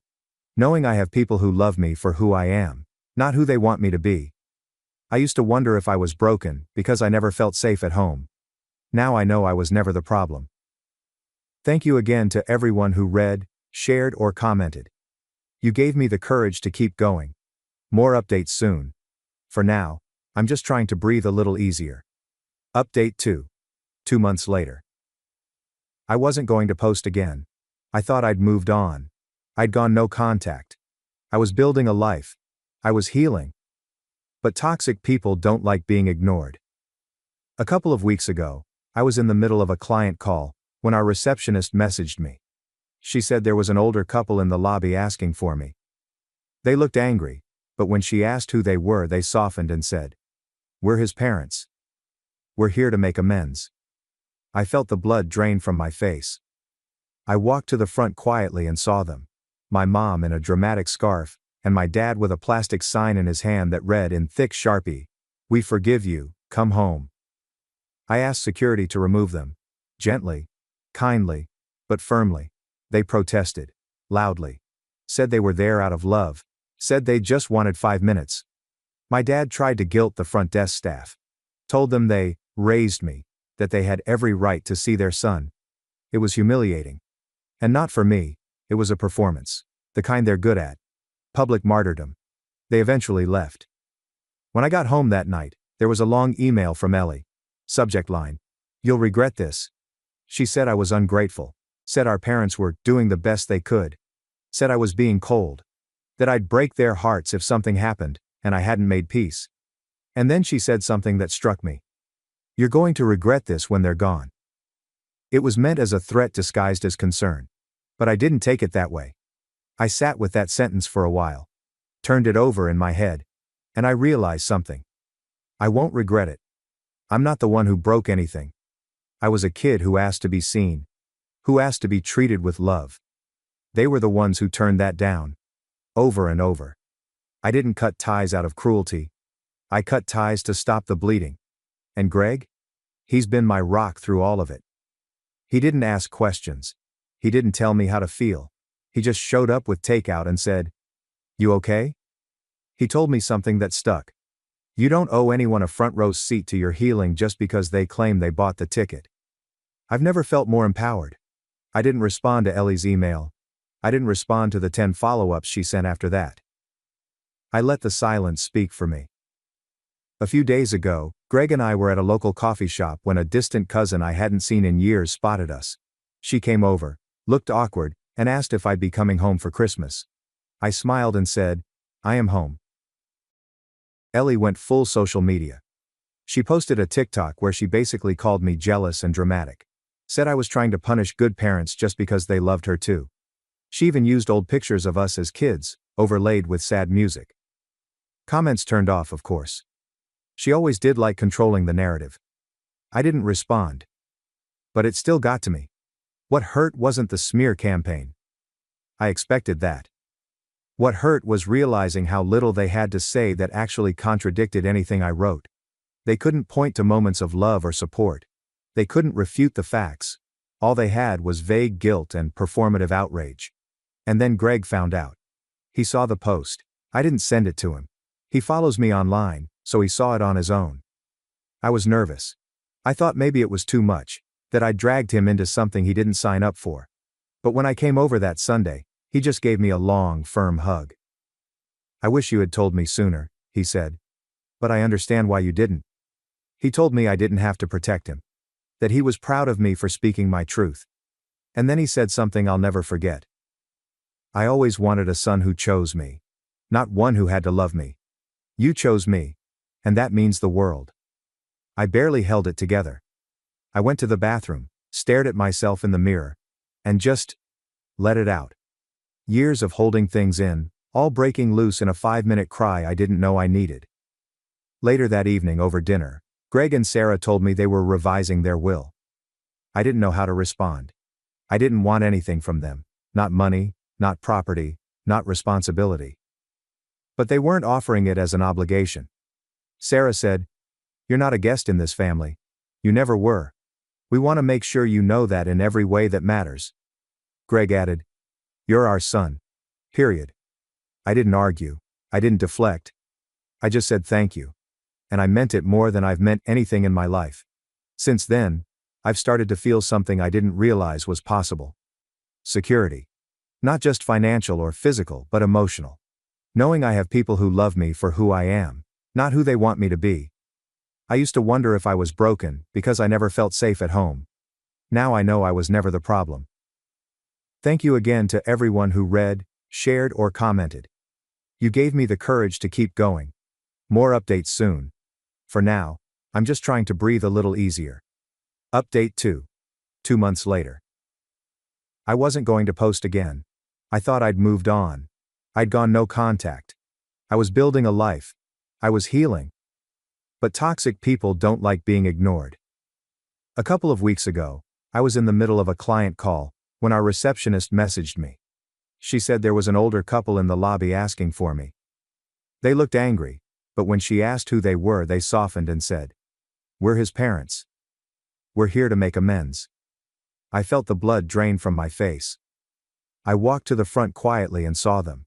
My mom in a dramatic scarf, and my dad with a plastic sign in his hand that read in thick Sharpie, "We forgive you, come home." I asked security to remove them. Gently, kindly, but firmly. They protested. Loudly. Said they were there out of love. Said they just wanted 5 minutes. My dad tried to guilt the front desk staff. Told them they raised me, that they had every right to see their son. It was humiliating. And not for me, it was a performance. The kind they're good at. Public martyrdom. They eventually left. When I got home that night, there was a long email from Ellie. Subject line. You'll regret this. She said I was ungrateful. Said our parents were doing the best they could. Said I was being cold. That I'd break their hearts if something happened, and I hadn't made peace. And then she said something that struck me. You're going to regret this when they're gone. It was meant as a threat disguised as concern. But I didn't take it that way. I sat with that sentence for a while. Turned it over in my head. And I realized something. I won't regret it. I'm not the one who broke anything. I was a kid who asked to be seen. Who asked to be treated with love. They were the ones who turned that down. Over and over. I didn't cut ties out of cruelty. I cut ties to stop the bleeding. And Greg? He's been my rock through all of it. He didn't ask questions. He didn't tell me how to feel. He just showed up with takeout and said, "You okay?" He told me something that stuck. You don't owe anyone a front row seat to your healing just because they claim they bought the ticket. I've never felt more empowered. I didn't respond to Ellie's email. I didn't respond to the 10 follow-ups she sent after that. I let the silence speak for me. A few days ago, Greg and I were at a local coffee shop when a distant cousin I hadn't seen in years spotted us. She came over, looked awkward, and asked if I'd be coming home for Christmas. I smiled and said, "I am home." She didn't say anything after that. And you know what? That silence felt good too. I don't regret any of it. Not letting Greg into my life. Not walking away from people who only loved me when I was useful. Not choosing peace over performative guilt. This is my family now. And I'm exactly where I belong. Update 3, 3 months later. They're still trying. Not as aggressively now, but in that exhausting, low-energy way toxic people do when they realize you're not coming back. Passive-aggressive Facebook posts. Vague Instagram stories. Ellie posted old pictures of us as kids with captions like, "When he still cared." Relatives I barely talked to have started messaging me. Some with concern, some with guilt, some with veiled threats disguised as family wisdom. Your parents are heartbroken. Don't let pride ruin your family. You're being too harsh. Funny how none of those people messaged me when I was 19 and sleeping on a futon, juggling warehouse work and night classes, surviving on ramen while Ellie got monthly allowances. Funny how none of them ever asked what it felt like to parent yourself before you hit puberty. Greg, as always, keeps me grounded. He doesn't jump in to fix it. He just listens. Offers advice when I ask for it. And sometimes drops wisdom that hits me like a ton of bricks. People who never respect your boundaries will always call it betrayal when you finally enforce them. I've written that quote down. It's in my fridge. And it's true. It's painfully, beautifully true. My parents aren't trying to reconnect because they miss me. They miss control. They miss their scapegoat. They miss the person who would drop everything to fix their messes, smooth over their drama, absorb their dysfunction like a human sponge. But I'm not that person anymore. I'm not bitter. I'm not angry. I'm just free. I walk differently now. I sleep better. I smile without wondering if I've done enough to deserve it. The more they try to reach in from the past, the more I realize how far I've come. Ellie tried again last week. Send me a screenshot of one of Greg's Facebook posts. Something innocent and heartwarming about teaching me to fix a broken fence. Her message just said, "This is embarrassing." I didn't reply. Because it's not embarrassing. What's embarrassing is being almost 30 and still trying to gatekeep someone else's peace. What's embarrassing is being so threatened by someone's happiness that you have to tear it down publicly. Greg told me later that he saw the comment section on that post. He said he was ready to remove it if I wanted. I told him no. Let it stay. Because I'm proud of that moment. Proud of the fence we fixed. Proud of the man I've become with Greg's help. Proud of the quiet, solid life I've built away from the chaos. And I'm done hiding it. Update 4. 4 months later. Last week, Greg and Sarah held a family gathering for their anniversary. It wasn't just a casual dinner. It was a real event. String lights across the yard, live acoustic music, 2 food trucks. Sarah insisted on a taco bar and Greg got his favorite barbecue. And over 40 people in attendance. It was warm, loud, and full of the kind of joy I never grew up with.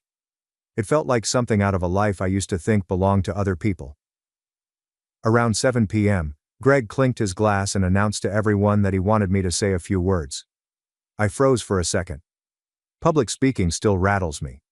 But then I looked at him, his smile, the quiet nod of encouragement, and I felt steady. I took a breath and stood up. I said, "Family isn't DNA. It's not guilt. It's not an obligation. Family is showing up when it's hard. Loving without terms. Believing in someone who was never told they were worth it. Thank you for being my family." Silence. Then applause. Then hugs. Sarah kissed my cheek. Greg squeezed my shoulder. And for a moment, I just stood there, soaking it all in. That was the first time in my life that I felt completely, fully included. Not tolerated, not useful, just wanted. Later that night someone pulled me aside. One of Greg's nephews, I think. He said, "I didn't know your story, man. But I'm glad you're here. It wouldn't have felt right without you." That simple statement nearly broke me again. I left that night with my arms full of leftovers, and my chest full of something I didn't recognize right away. But I know now. It was peaceful. The next morning, I got a letter in the mail. No return address, but I didn't need one. I'd know that handwriting anywhere. All caps. Sharp strokes. Black ink that always seemed angry even when it was meant to be loving. Inside was a single line. "You made your choice. Hope you're happy." No signature. No attempt at warmth. Just a cold, bitter epitaph for a relationship that had long since rotted. And for the first time, I didn't cry. I didn't even get angry. I laughed. Because yes, I did make my choice. And yes, I am happy. Happier than I've ever been. Greg and Sarah came over that weekend. We watched football and ate leftover brisket. Greg gave me a key to their house, just casually slid it across the counter and said, "In case you ever need it," and we're out. It wasn't dramatic, it wasn't ceremonial. But to me it meant more than any blood tie ever could. I've stopped checking my old family's pages. I've stopped listening to the flying monkeys who still send the occasional guilt text. I've stopped waiting for an apology that will never come. Because I don't need closure from the people who broke me. Final edit. 6 months later. A lot has changed. Greg and I took a road trip last month, just the two of us. He showed me where he grew up, his old school, the shop where he learned to weld. We stopped at tiny diners, listened to old rock music on the highway, and talked about everything. And I mean everything. No pretending, no judgment. Just two men having the kind of conversations I used to envy on TV. He told me stories from his youth that made me laugh, cry, and think. About his regrets, his first love, the time he nearly quit everything after losing his father. Then, while watching the sunset over a cornfield in Iowa, he said something I'll never forget. "If I'd had a son, I would have wanted him to turn out like you.